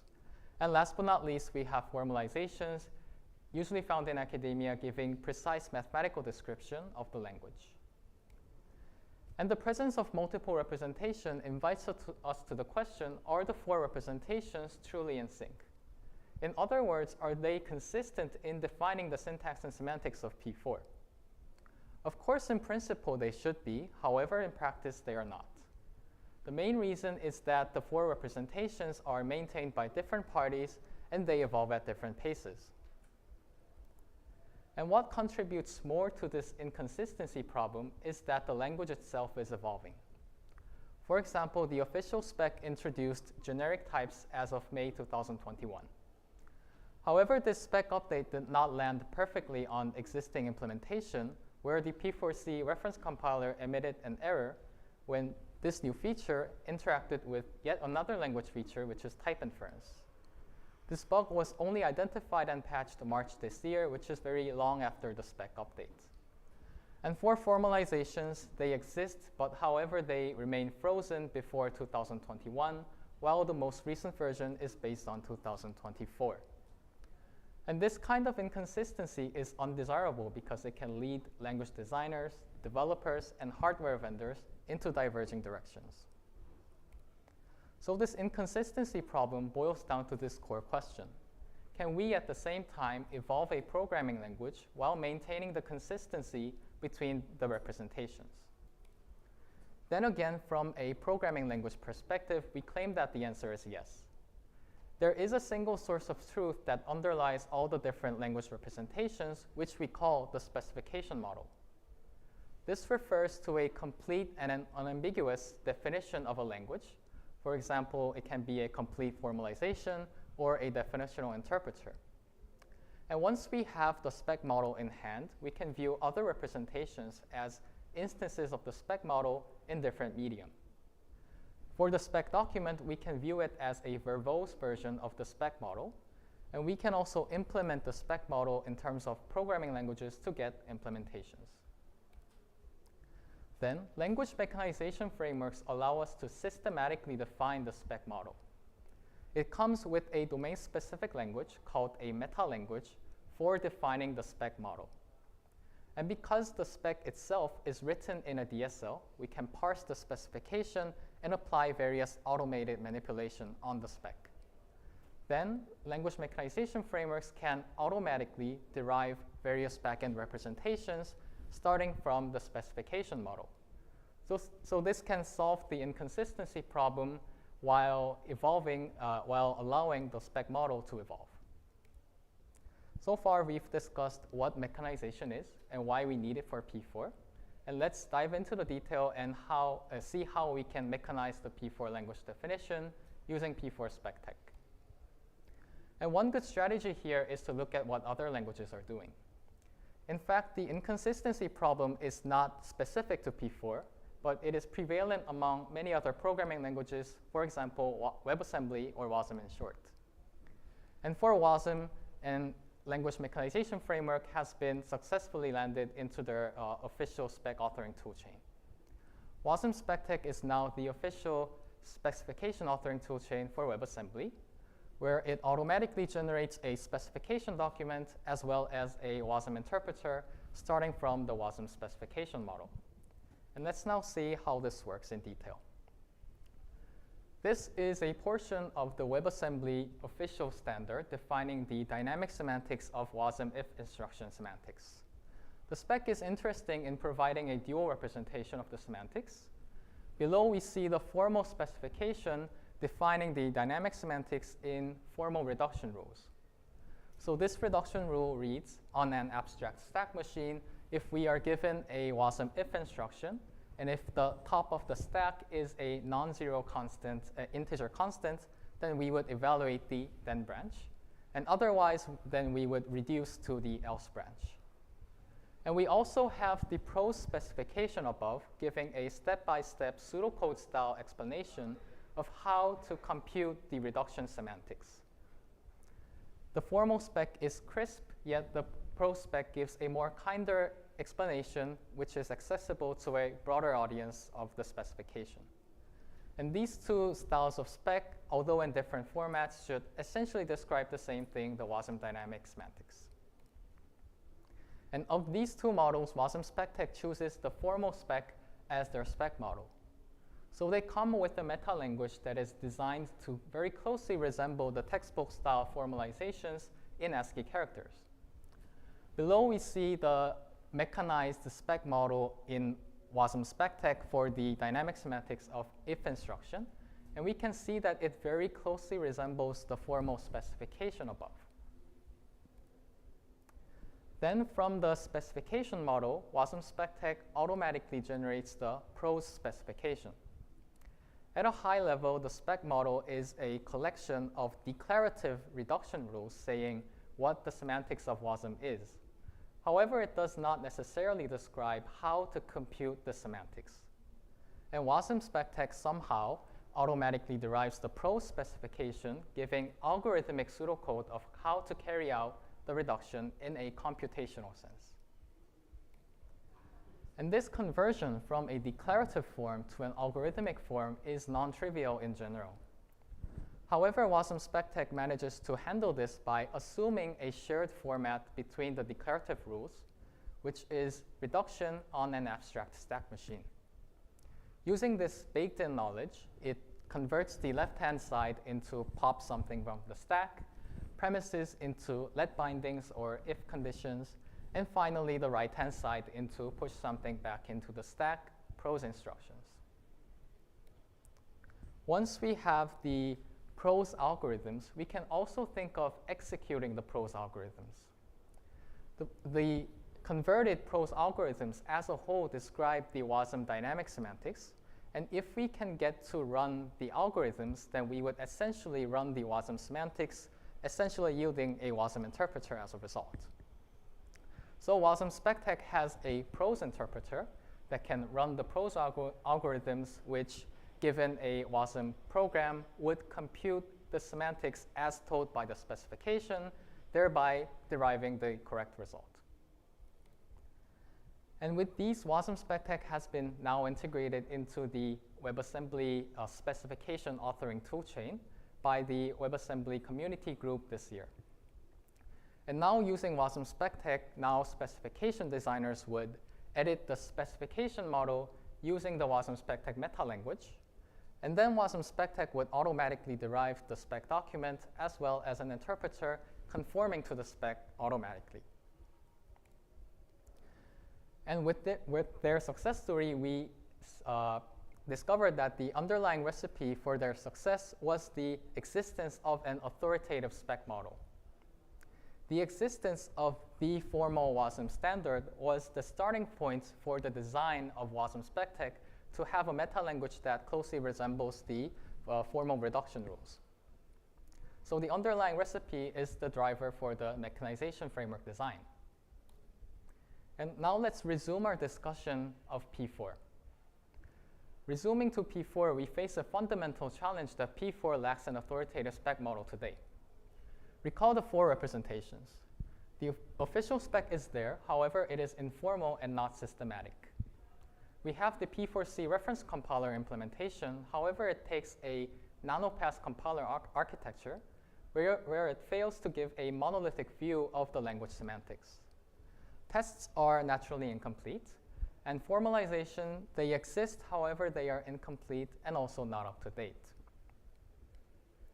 However, on the flip side, this means that we have an opportunity to build a clean slate P4 specification model from the bottom up.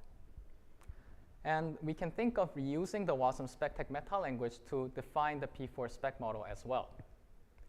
the WebAssembly WASM SpecTech spec model is based on declarative reduction rules, or in a more abstract way, we can see them as declarative inference rules. This model excels in abstraction, hiding various implementation level details such as memory management and explicit error handling. However, it does come at a cost that the inference rules themselves are not directly executable. WASM SpecTech partly solved this problem by assuming a shared format between the declarative reduction rules. However, it fails to handle the static semantics to automatically derive the type checker. Take this transitivity rule, for example. To claim that type A is a subtype of type C, we have to somehow find the intermediate type, type B. However, this inference rule by itself does not lay out the clue of how to compute the value of type B. So type B is existential here. And because of this reason, although the WASM static semantics is already mechanized in WASM SpecTech fails to generate a type checker from this. So in summary, declarative inference rules are abstract, but they come at a cost that they are not directly executable. And for P4, we propose algorithmic inference rules as a model. And we define it as a subset of inference rules that are constructive, thereby allowing them to be directly executable. And to accomplish this goal, we adopt the WASM SpecTech meta language, but we impose several constraints to the meta language to truly ensure that the inference rules are computable. So now let's see how we mechanize the P4 language definition. This is part of the P4 official standard defining the if statement syntax and semantics. It says it uses standard syntax and semantics found in many other programming languages, but it poses a single constraint that the conditional expression must be a Boolean type. And this is how we mechanize that using P4 SpecTech. On the left, we define the mechanized P4 syntax using a BNF notation. And here we say that a single variant of the P4 statement is an if statement. And on the right, we define the algorithmic typing rule. On the top, we have a relation statement OK, which is basically a type signature for the inference rules. This reads, under a context, we will type check a P4 statement to yield an updated context. And below, we define an inference rule for the P4 if statement. Now this reads, under a typing context C, we will be given a P4 if statement. Then we will first type check the expression, get its type. Second, check that it has Boolean type.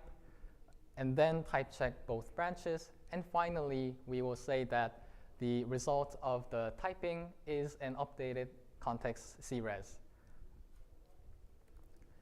And what just happened is that we just intuitively executed the inference rules ourselves. With intuitive sense, we somehow knew that the subject of the rule is the typing context C and the P4 if statement, and the result of the inference rule is CRES. Also, while reading the algorithmic inference rule with our intuition, we somehow, the computation and data has flown through the input throughout the premises in order, and finally to the result. So again, we have intuitively executed the inference rules. Aligning with our intuitive interpretation, we impose several constraints on our meta language to enforce computability. The first constraint is that relations in P4 SpecTech must have inputs and outputs. This is in contrast with general inference rules where they do not have designated inputs and outputs. Here we put a hint next to the statement OK declaration saying that the 0th and the first components must be the input of this inference rule. And with this information, we will now track down the known variables throughout the inference rules to enforce explicit data flow. And at this point, we know 4 variables, C, statement T, statement F, and expression C. And then we will check the premises in order.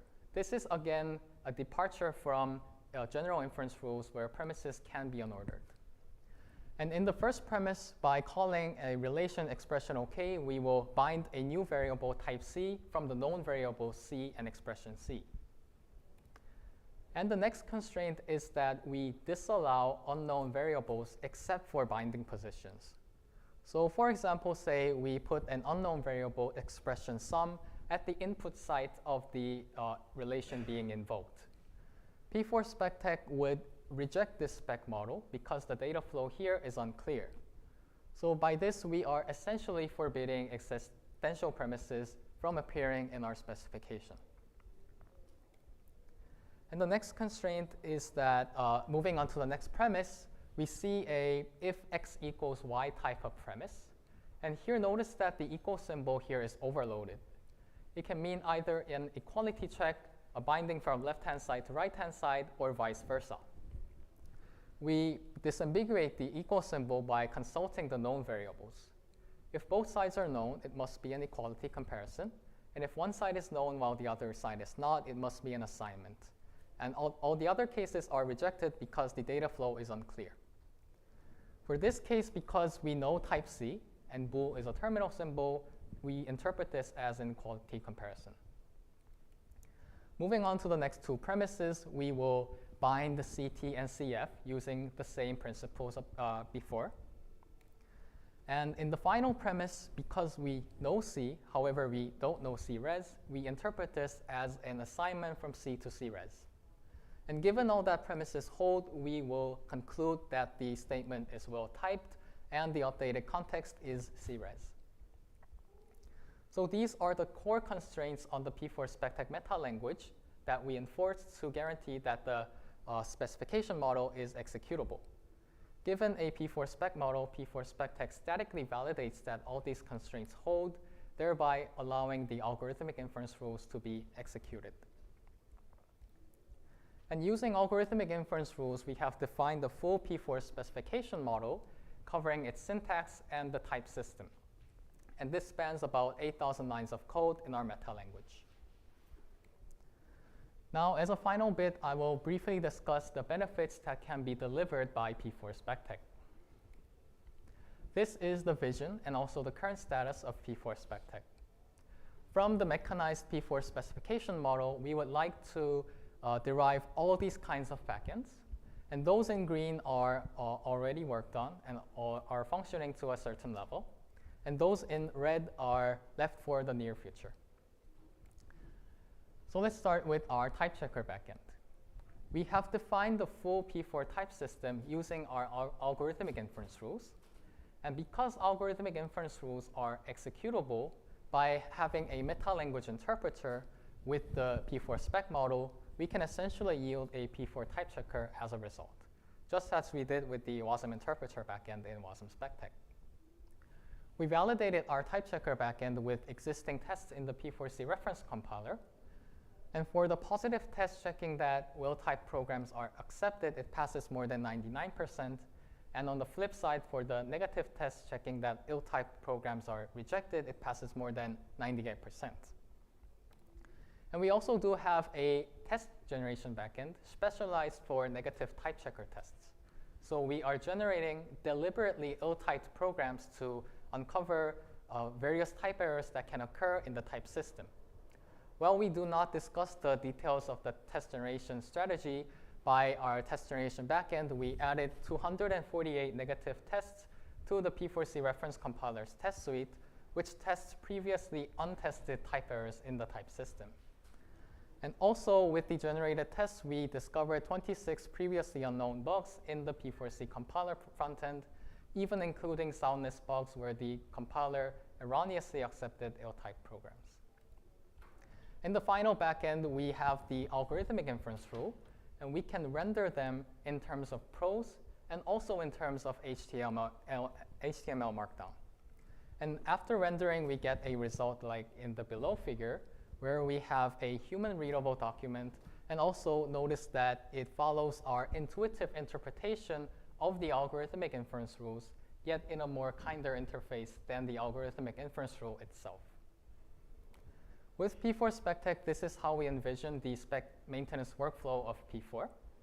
every time we want to edit the spec, we would edit the mechanized specification, and it would derive a parser, type checker, interpreter backend immediately, giving assurance that it doesn't break the existing tests.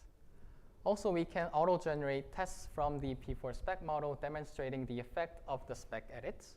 And finally, it will also give an official specification document that is updated in correspondence to the spec edits. So with these, we are currently sharing our progress and also collecting feedback from the P4 language design working group. And our goal would be to adopt P4 SpecTech into the specification toolchain someday in the near future. So thank you for your attention, and I'd be happy to take questions.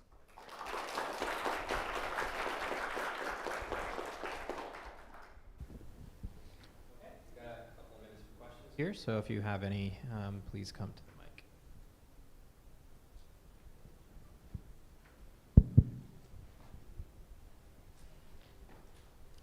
Hi, thanks for the talk. Is there a concern with this kind of thing that if you have a new version of P4 that adds some new features, you would have to go and sort of expand on the SpecTech language to fit them in? I guess, how general is the language? You sort of tailored it to fit P4 as it exists now, but if you made P4 different in the future, maybe this is a problem for WebAssembly too, I don't know, would you have to sort of first work to generalize the SpecTech language to fit the new features? I see. So I think that's an open-ended question because we don't know the spec updates to come beforehand. Mm-hmm. But however, I view P4 SpecTech as a slight variant of the ML family. So I think it is quite general, but we might think of adding more type annotations and more syntactic sugar to make it feasible to make it easier to implement new features in the language. Okay, thanks.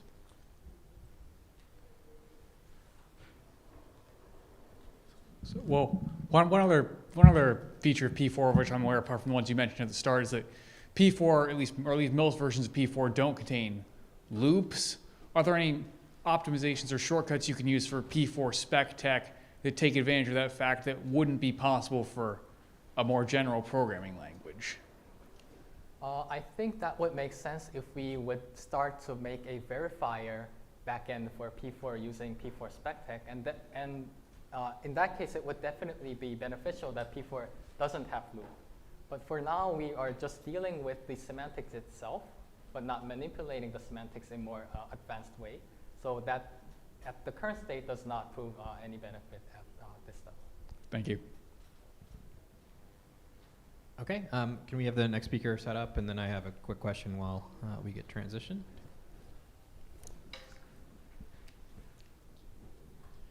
So I'm just curious. You didn't pass 100% of the tests. There were a few that weren't passing. Is that a problem with the spec or with the tests? Well, it's kind of both. We have problems with the specification. We haven't dealt with very specific features of P4 yet. And also, we have some implementation issues. We have to deal with large size integer literals. We model with the OCaml bigint library, which just miserably just happens to be a timeout, so we have to deal with them as well. Okay, thank you. Let's give the speaker one more round of applause.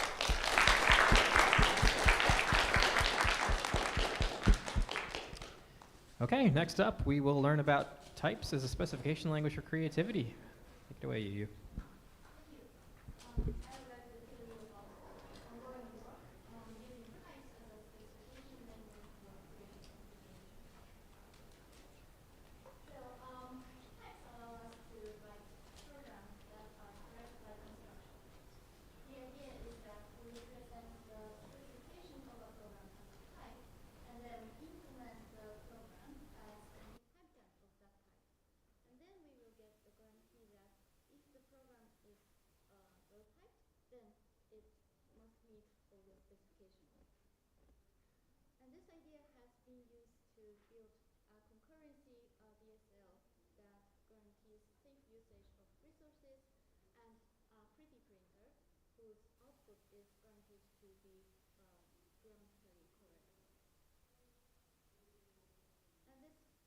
type-based approach to correctness has recently been applied to creative technology. music, there is a line of work on enforcing the rules of harmony and counterpoint as dependent types or requirement types. And in the context of textile, there is an attempt to formalize the constraints on the construction of sewing quilt using quantity type theory. Building on these studies, I would like to develop a language, type language, for creativity in general. And I see at least two benefits of having such a language. First, the language would serve as a common language for creative domains and making it easier for people in different creative fields to collaborate with each other. And second, the language might provide some new insights into the design of general programming languages because the unique need that arises in creative domains is likely to lead to new designs that have never been explored before. So, to develop such a language, there are two main questions to answer. So first, what kind of rules do creative domains have? And second, how can we represent those rules as types?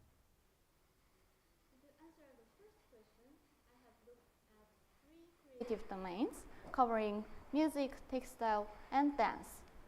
And my observation is that all these domains have hard rules and soft rules. So let me go through the 3 domains one by one. So we start with music. In music theory, there is a method called species counterpoint that is used to combine multiple melodies. And counterpoint has a set of rules that ensures the well-soundingness of the resulting music. For example, in the simplest form of counterpoint, called first species counterpoint, all intervals used in the music must be consonant ones, where consonant intervals include the union, third, fifth, sixth, and octave. So this third interval on the left is good, but the second interval on the right is not good. And also, it is said that imperfect intervals are preferred to perfect ones, where perfect intervals are fifths and octaves. So the fifth interval there, we can use that when writing counterpoint, but it is not considered as good as a third, for instance. So we can see that counterpoint has hard rules and soft rules. And we next look at textile. So there is a style of Persian rugs that features this kind of spirals.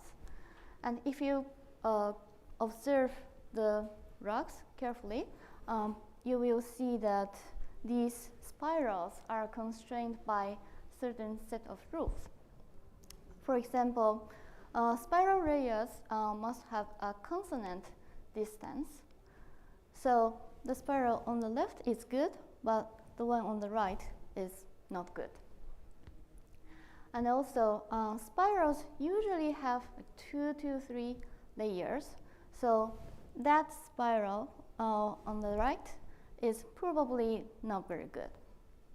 So again, we have hard rules and soft rules. Now we move on to dance.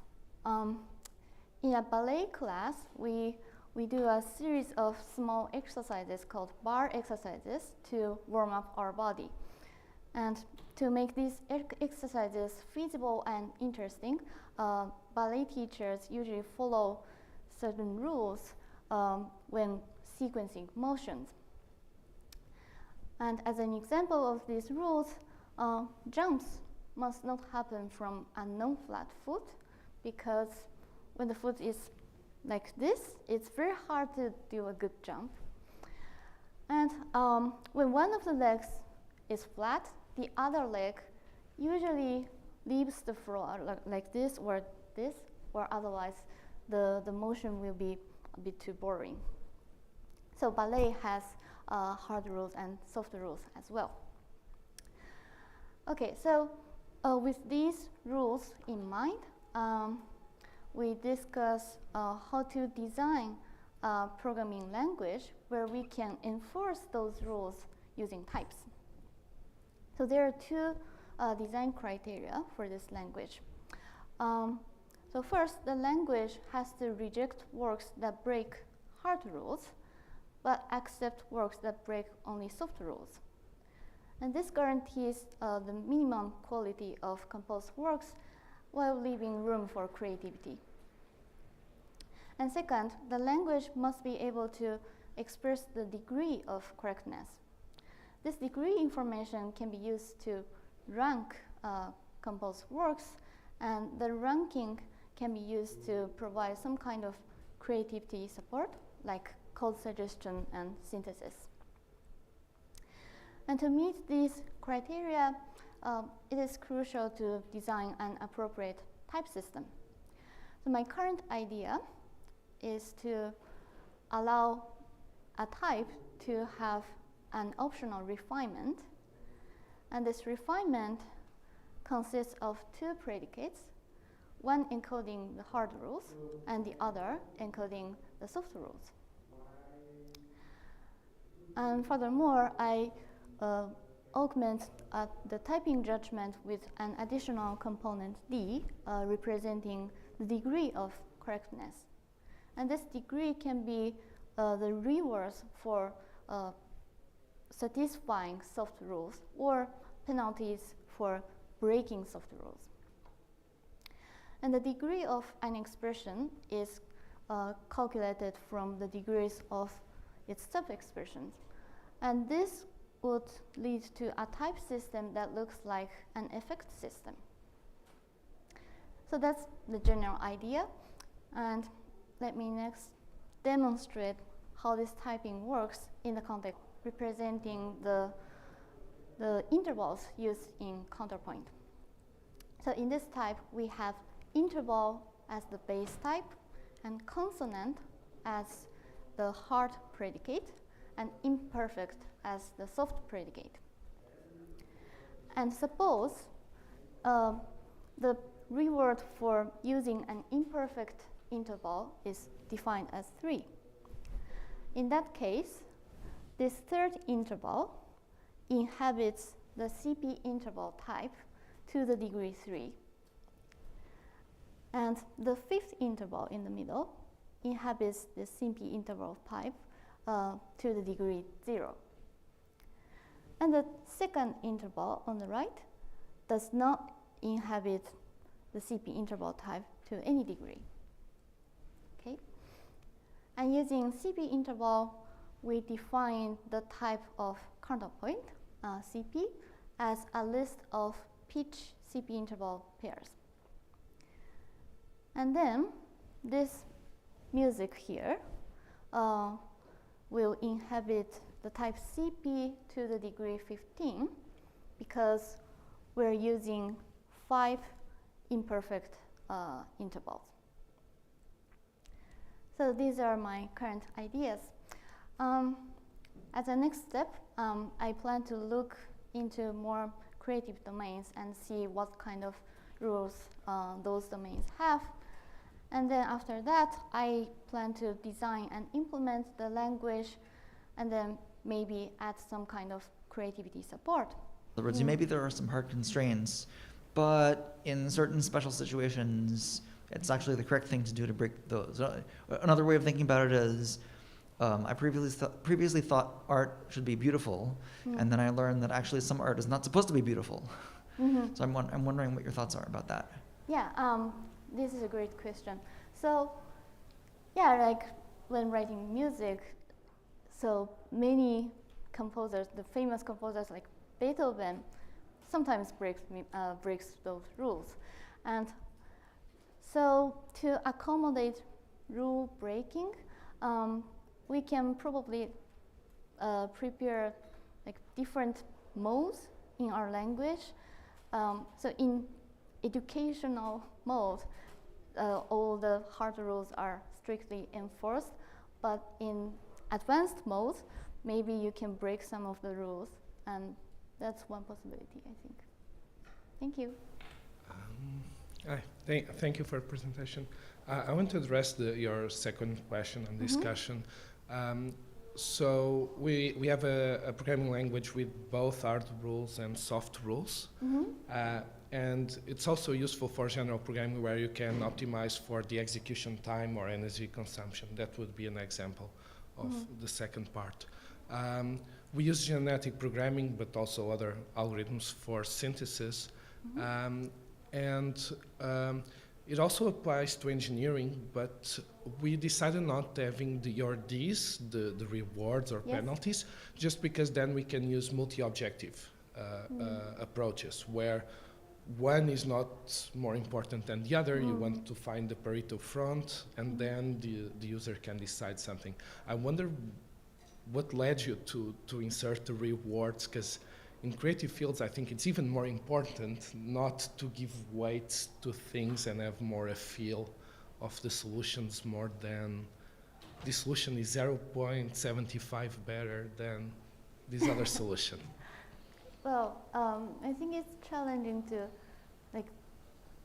design the calculation of degrees in a way that makes sense or intuitive. Yeah, that's, I think, one of the biggest challenges in designing this language. Yeah. Thank you. Hi. As a person who enjoys creative writing, I was wondering if you had thought of that as one possible domain for this sort of thing. Like you can have, specific, it's like maybe specific characters you want to include with certain traits, and then that already constrain some other part of the plot, and then you can have this sort of, I don't know if you. Okay. Oh, that's interesting. I'm not familiar with creative writing, but maybe you can tell me more about that later. Sure. Okay. Sounds like an interesting domain. Yeah. Thank you. So I actually just had a question of curiosity about one of your kind of future work points, which is you said one of your future work things would be to apply this to general programming. Yes. What are you thinking of as how would that work? What would that be? I don't have a concrete ideas yet, but traditionally, so whether an expression have this type or not is just 0 or 1 kind of binary thing. But I think maybe if we relax this typing relation to a more gradual relation, because I think there may be some situations where we want to impose some soft constraints, right? So I just need to find those situations. Yeah. Cool. Thank you. Very interesting talk. Thank you very much for the talk. It was very interesting. So I had just one small question about the soft rules you decide. Was there any attempt at, I don't know, choosing some soft rules to guide the art to some direction? If we take the example of music, for example. Just. That's interesting. So what do you have in mind, like guiding? So the small thought I had was when you showed the score for one example, or the example you showed for the music, I just thought, was there a way to prevent the user to just use the same chord 10 times? So any kind of rule that would softly forbid some bad behavior? I think that kind of constraints could be represented using rich types, like dependent types and refinement types. And yeah, those rules are generally considered as soft constraints. So yeah. Okay. I think that makes sense. Thank you. Yeah, thank you. Hello, great stuff, very interesting, and I'd love to see the actual implementation of it when that comes through. But one question I had is, have you thought about having, so we have polymorphic types of types, but it was earlier brought up that more advanced people may want the option to break the rules. But I guess, have you thought about having type the, I guess, polymorphic rules so that you could potentially have different rules in different situations? Yeah, haven't thought about that, but yeah, polymorphic rules or degree polymorphism, something like that. I think that's kind of similar to effects polymorphism, and I'm interested in figuring out how those concepts connect to each other. Yes, thank you. Thank you very much. This is kind of similar to 2 questions ago, where there's a few more rules in counterpoint that you might have, like to do with how things are changing over time. So you're not repeating, so soft rules might be, of course, not repeating the same chord, but then there's a few hard ones like, no parallel fifths, or you might prefer contrary motion and so on. Yes. I was thinking you could, well, how might you be able to do that? Because you can probably think, if you think the operation of, I guess, composing 2 bars together, do you want to add restrictions on how the 2 types can interact there? Yes, so in one of my previous studies, I actually encoded the rules of like parallel fifth and octave, and in that paper we defined a special kind of something like a list type as a representation of counterpoint, and we encoded the rules on 2 adjacent measures, and that is possible, but this kind of global rules are more tricky than local rules. Yes. Thank you. Hello, so thank you for the talk. I'm not sure how deep you've been into formalizing the rules of the different art form you presented, but so my question might be a bit ahead, but I was thinking if you try to analyze multimodal art form, and by that I mean something like ballet, when you have both music and dance, and then music follows certain set of rules, and the dance others. It will be interesting to see if they're coherent to each other or completely separate. Yeah, that is part of my future work. Yes, but it's interesting to investigate how the different rules from different aspects interact with each other. Yes. Okay. All right. Thank you. Yeah, this is great. I love to discuss this kind of stuff. Have you considered so something that is really common is like live coding and things, and so you'll have some existing texture, and then you want to add a piece of music to the existing texture.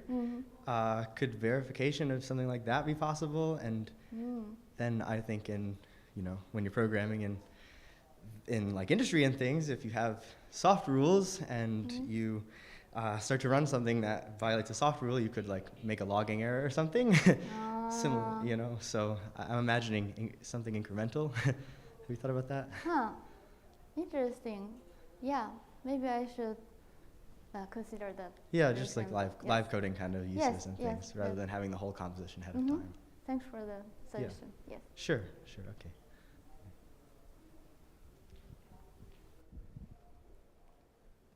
Any more questions or comments? One comment, I guess, and maybe you have some thoughts on this. It struck me that the soft rules have a lot in common with linting. Have you thought about that connection? Oh, no, not yet, but yeah. Yeah, often you sort of allow yourself to violate things that the linter is enforcing in ways that you don't violate what the type system enforces. So maybe there's some connections there. I guess another thought I had was sometimes some of these rules, or maybe it's more on the soft rules side, kind of depend on human judgment in some way. Oh, yes. And I wonder if you've thought about sort of human in the loop type checking or something like that to yeah, this idea reminds me of, so there is a type system called probabilistic type theory that is used in the natural language semantics, and they're trying to use this kind of soft judgments to account for people's belief or claims, something like that, and maybe there is some connection.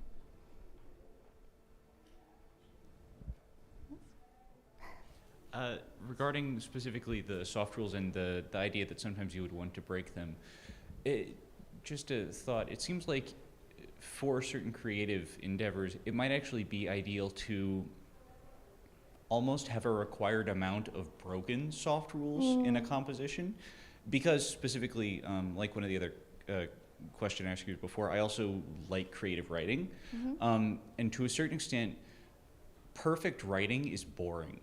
Writing that uses the exact same style of sentence over and over and over again, it is perfect, it obeys all the rules exactly. It is also terrible writing and should not be produced.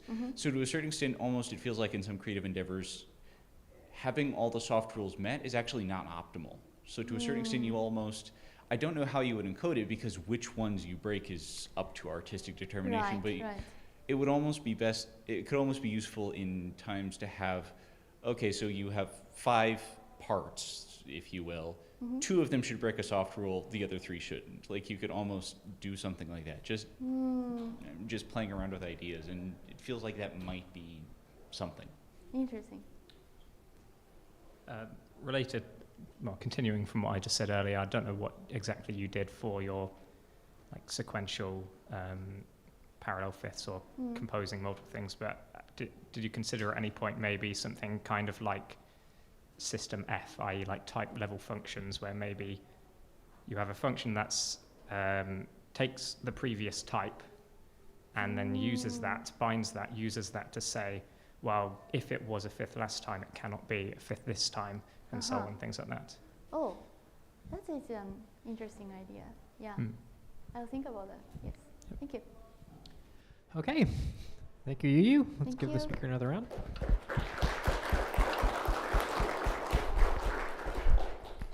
And our final talk of the session is a remote talk, so we'll get that set up shortly.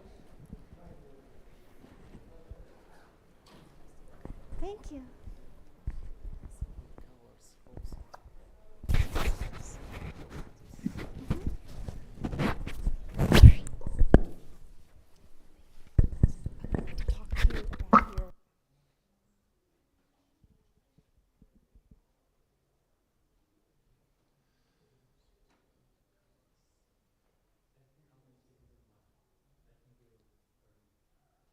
Okay. Can you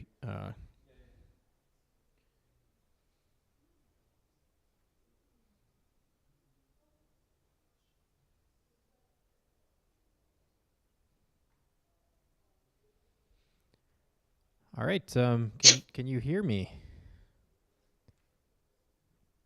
Can we hear you?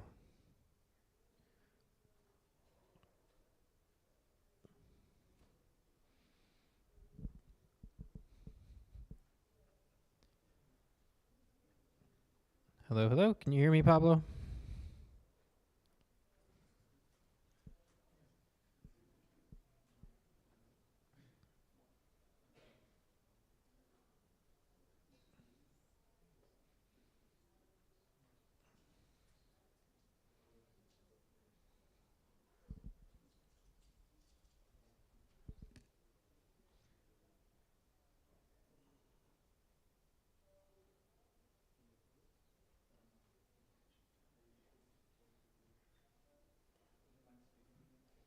Hi, Pablo. Can you hear me?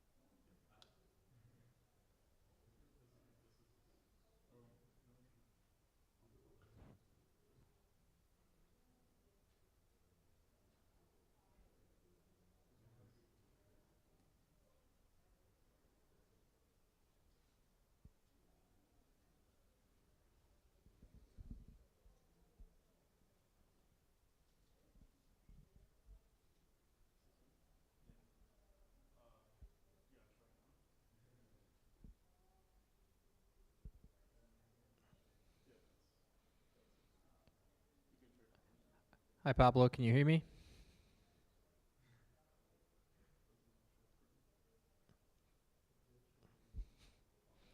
Hello, hello.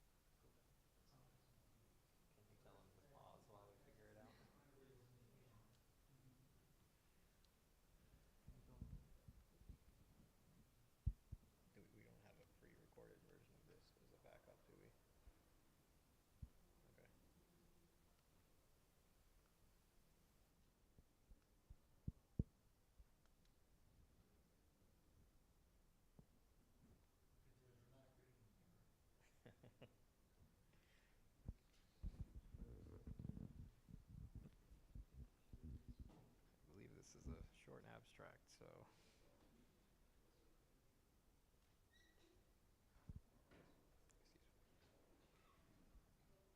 it's a one-page paper.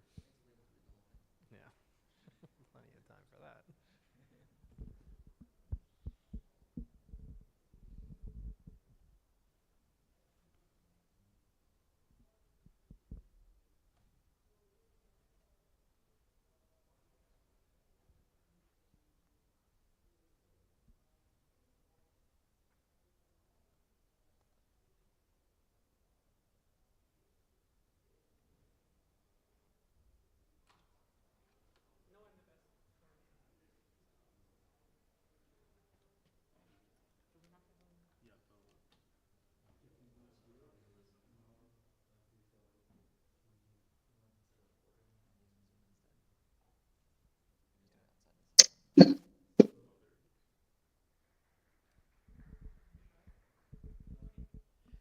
Hi, Pablo. Can you hear me?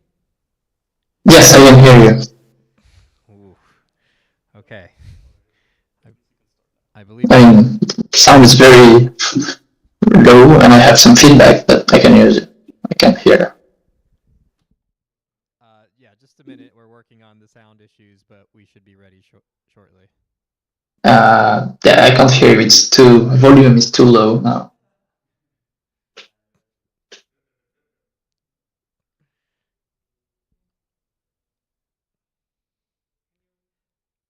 Can you hear me now? It's a bit better, yes. Okay, I think we can hear you okay as well. So why don't you go ahead and get started, and we'll see if we can get questions in at the end. Okay. So should I start from the beginning again, or? Yes, from the beginning, please. Thank you. Okay. So, thanks for coming to my presentation, even though it's remote with some technical problems. Okay, so I'm going to present Actema, which is a graphical user interface for building proofs interactively. This is a prototype we've been building for a few years with Benjamin Werner, who was my PhD advisor. And yeah, so let me show you the system with the demo.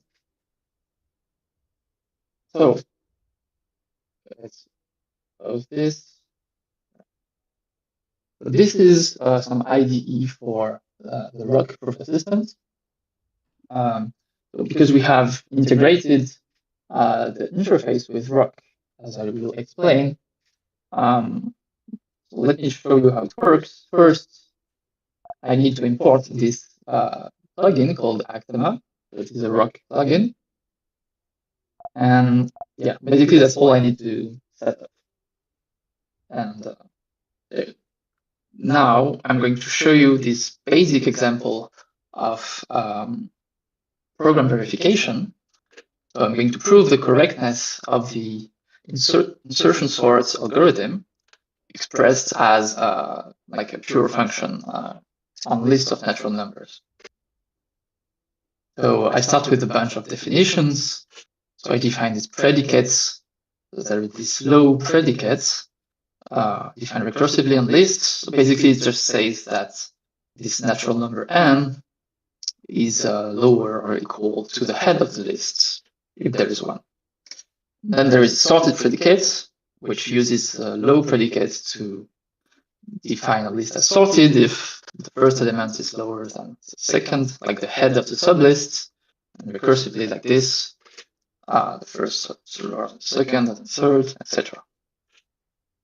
Then we have this construct of this is here just requirements of the like a limitation of the current implementation. So we just wrap the if then else of rock into this if then else constant.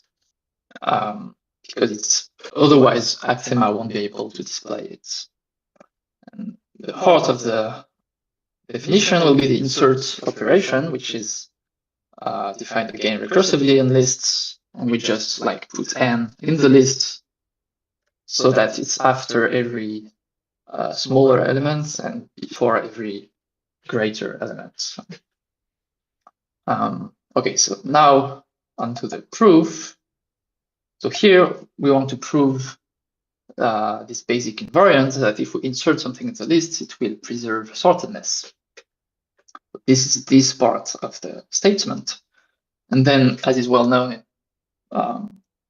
program verification, the hard part is finding the right invariant with enough information so that the proof can go through. So this is this part, which is a bit tricky to find, but yeah, here we just assume it.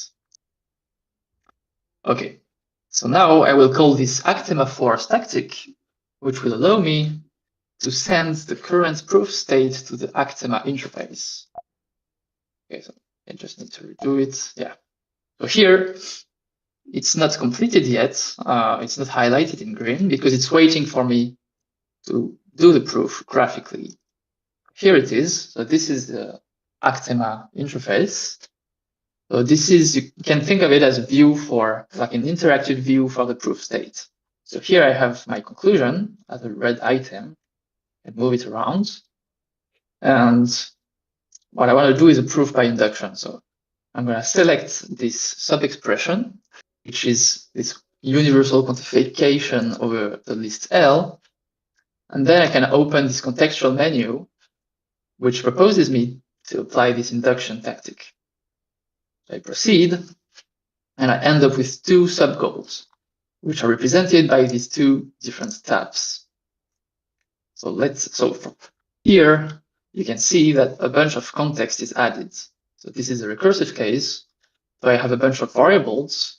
N is the element I want to insert, A, the head of the list, L is the tail, and then I have this induction hypothesis as a blue item. So let me focus first on the base case. So here I want to simplify my conclusion, like to unfold all the definitions. So I can select the whole statement. And then you see when I open the contextual menu, I only have this simplify action. Because Actema is smart and is able to see that I have selected this sub-expression, and it will only propose relevant actions that are applicable to this sub-expression.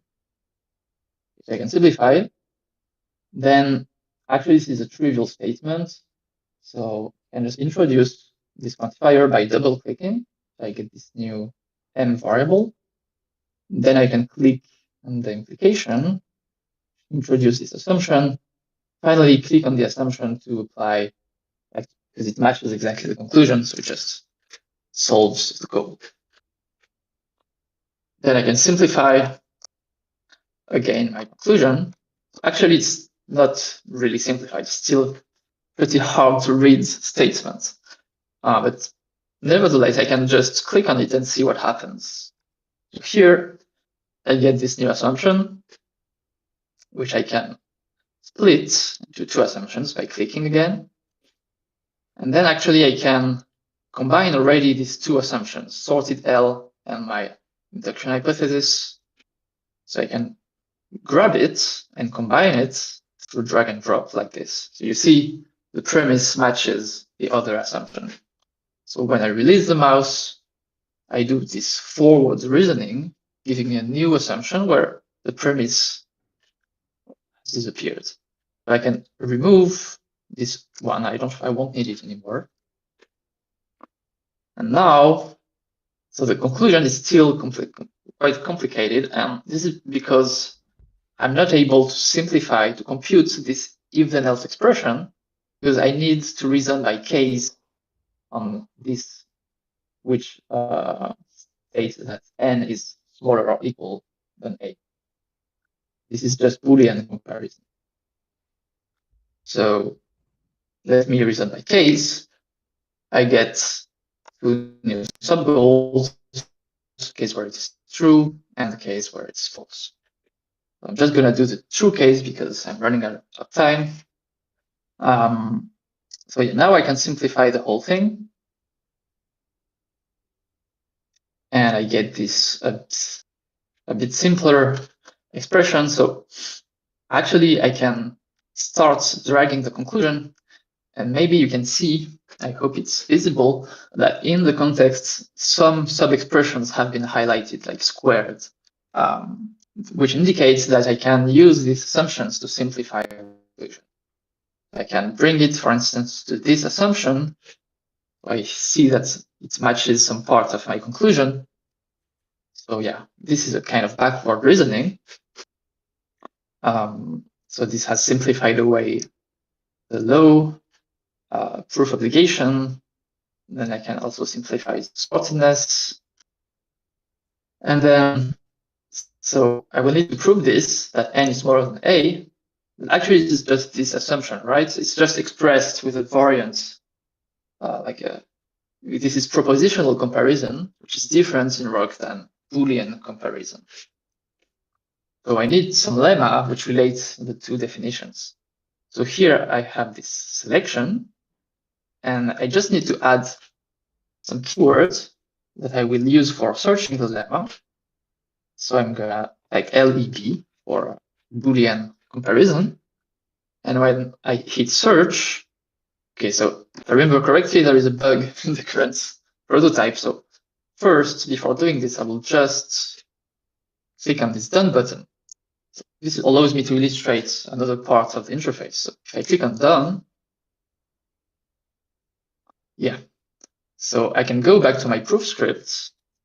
So now I'm gonna replace Actema force with another tactic called Actema. So basically, when I execute this tactic, it will just replay the whole sequence of actions I've done in the interface, which has been recorded somewhere on disk. I can look here, I have this Actema the proofs folder where I have a bunch of nonsense. It's just like an encoding of this sequence of actions in different files. Okay, so it looks up the relevant file by just looking at the shape of the proof states and replace sequence of actions. Okay. So I can focus on the first goal, for instance, and then I can go back to my graphical interface. All right, so this is the first goal where n is smaller than a. So again, let me do the search. I don't know why it's saying two subterms selected. I guess a little bug again. This is still prototype, right? Yeah, so now it works. I have these, immediately I can find, so Actema was able to filter based on the selection and find the relevant lemma. So I can apply it through drag and drop again. And now, so this is just, this matches exactly my assumption, but I want to illustrate here that I can use the assumption by clicking on it. So if I click on the left-hand side, it will rewrite in the conclusion into the right-hand side. Okay, so now I get this trivial statement. I can split. I focus on this sub-goal. Then I click again to apply reflexivity. And yeah, this is a trivial statement. Okay. And I'm done. Okay, this was a bit long, but I've proved this first case of my invariant. I'm not going to do the second case. I'm just going to apply this pre-recorded sequence of actions. Okay, I don't know why it can't find it. So let's just admit it, right? But I mean, I could do it. Yeah. What's happening? Yeah. Sometimes it's a bit buggy, the interaction. Okay. So let me just write admit. So just to show you that I indeed have correct proof, I can show you at this stage, I guess this comment should work. Yeah, so I do have some proof term, which is printed here. It's very ugly, but I do have some proof term that has been compiled from my graphical actions. Okay. So I guess I'm going to stop the demonstration here. I mean, I could go through with the last part, but yeah, I guess you've seen most of the features I wanted to showcase. So in a nutshell, this paradigm works by, but it's completely graphical. I mean, you can switch between proof script and the interface if it's needed, but in the interface, everything is done just with gestures. So proof is just a sequence of gestures manipulating the statements in the proof state. And the nice thing is that you get this kind of unified syntax where you just have to click on some statement to apply introduction or elimination, and it will look up the relevant rule without having to remember the exact tactic. And then for drag and drops, you have this backward-forward distinction. So if you combine two hypotheses together, it will capture a form of forward reasoning. And if you bring the conclusion to some hypothesis, it will be backward reasoning. And you can also prove, so I proved this in my PhD thesis, that these actions, they form in themselves a kind of proof system, which is sound and complete for intuitionistic higher order logic, which is nice. So I guess I don't have a lot of time left. Yeah, so let me talk very quickly about how the system integrates the interface with the ROC proof assistant. So this is the architecture of the system. So it's pretty generic. You see, like the Actema interface is pretty well separated from the ROC proof assistant. So it could work with other proof assistants like Isabelle or Lean or whatever. As soon as you have this possibility to execute step-by-step tactics. And so, yeah, basically, the user will interact either with the IDE, like with the proof script, or the front end of Actema. So Actema is just a web app. The front end written JavaScript and some backend written in OCaml and compiled it in JavaScript with JS of OCaml. And the important part is that we have a plugin, also written in OCaml, a ROC plugin, which will allow to interface ROC with Actema. So it will retrieve some information from the proof state and send it to Actema, which will answer back with the list of the sequence of actions performed in the interface. And sometimes also the plugin will read some files on the file system if you want to re-execute recorded actions. So yeah, this is just a bit more detail. Okay, I'm not gonna go through this. The interesting part is how. So there are basically two different ways, two different scenarios. The non-interactive scenario is, as I explained, when the plugin will read some file based on the current proof states. Okay, so then it will get some sequence of actions which will be compiled into a tactic, and then the tactic will be executed, and then we get a new goal, and yeah, you have this loop. And you also have a similar loop when doing like this interactive mode where you do the proof in the interface. So you send, this time you will send the proof state to Actema. So actually, I didn't explain it, but Actema has this HTTP server so that it can receive requests from the plugin. So they communicate through HTTP. So you could imagine some scenario where the interface runs on a different machine than the proof assistant. Well, yeah, this is a bit far-fetched. But then Actema would render the goal. The user will start doing some gesture. And so the backend of Actema will try to think of interesting, relevant actions given the gesture. So it will render either some contextual menu of actions or maybe highlight some part of the context which can be used, some sub-expressions. And then the user will choose some action by ending the gesture. And finally, Actema will send this action to the plugin, and again, compile, generate new goal, and we start again. Yeah, I don't know how much time I have left. Because of the late start, we're sort of at the end of the session now. If you want to Yeah. go on for a couple of minutes, that's okay. Okay. Otherwise, So maybe I'm just going to skip this. Yeah. Yeah. Folks can engage with you further on Discord, and if you want to post your extended slides there as well, we can take a look at those. Okay. Yeah, I can do that.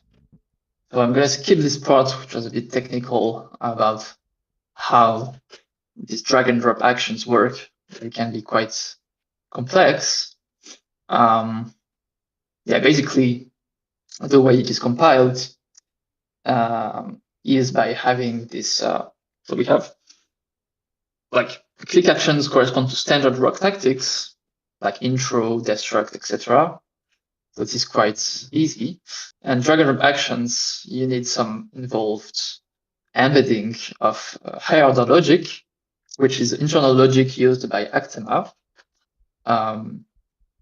And then you can reason. So basically, you have a bunch of rewrite rules manipulating these formulas in order to implement the semantics of drag and drop actions. So this is a form of computational reflection, where you would just manipulate this embedding of formulas to compute either a new conclusion or a new hypothesis, depending if it's backward or forward reasoning. Okay, so let me conclude. What are the main use cases of Actema?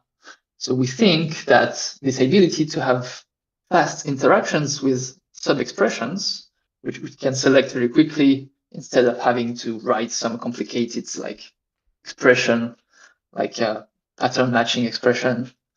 You can just click on it here. It's much faster. So we think this enables rapid proof exploration. So when you don't know yet how to prove something, you can quickly iterate like this in the interface. Also, we hope that this is quite intuitive and discoverable. You can just click around and see what happens. So this could be useful in an educational setting. But we also hope that it will be of use to experts, because actually these drag and drop actions have a very powerful semantics. You can think of it as a kind of generalization of the apply and rewrite tactics, which works better in some cases. Like you can rewrite, for instance, under quantifiers, which is pretty difficult with most proof assistants. Yeah, so a bunch of related works So for instance, there is this proof widgets framework in Lean, which allows to define like arbitrary user-defined graphical notations that can interact with. There is also this idea of interactive proof states, but the architecture of the system is pretty different. It's very reliant on Lean's meta-programming abilities. And then you have also a bunch of people who have explored like more graphical or diagrammatic ways to interact with proofs, but usually it's only targeted at educational purposes. So you cannot do like complex proofs, and it's not integrated in an existing proof assistant. And then you have Scratch, which is nice also to learn like some programming language. So in the proof assistant, you could learn like the tactic language, like by combining blocks of tactics. But this is different from Actema because you manipulate the proof scripts and not the proof state. It's like a less static way of thinking about proofs. And here we have a more dynamic way. And yeah, a bunch of footer work. So there's a lot to do. As you've seen, the prototype is a bit buggy, and there is some improvement to do on the UI. And also, it would be nice to have support for domain-specific notations in the same way that proof widgets does it, but yeah, it would make things a lot more readable and manageable. And yeah, I guess, yeah, also it's difficult to edit a proof that you've built graphically. This is called sometimes proof evolution, how to modify an existing proof. So we would need some kind of way to translate graphical proofs into tactics, which should be quite doable because this is what we do under the hood. Or even more interesting, maybe with some LLMs, we could like try to find some natural language translation, which is even more readable. Yeah. And Okay, Pablo, we should. Yeah, didn't have. Yeah, we should wrap up. Yeah. So, I guess if you have any questions, you can ask them, and I will send the slides. Yes, apologies for the late start and having to rush you there at the end, but there's. No, it's okay. It's okay. Yeah, thank you for the interesting talk. Well, I'll give you a round of applause here. Hopefully you can hear it. Yeah, I can hear it. And so I encourage you all, if you have questions, if you would have come up to the mic, please just go to Discord and engage with Pablo there, and hopefully that'll create an extended discussion. So after the break, we'll have a discussion session. Do you want to say more? Just in case people weren't here in the morning, I just wanted to remind people there will be a discussion in the next session. So I hope everybody will come back. It will be fairly open. I'm hoping people will come with interesting research problems or design problems or evaluation problems that we can kind of help each other work on. If you want to learn anything about particular methods, we'll probably have people who have experience with various methods who can give kind of crash courses. Or if they're just things that were inspired by all the talks we heard today that we want to discuss, then that's fair game too. So I'm looking forward to seeing everybody then.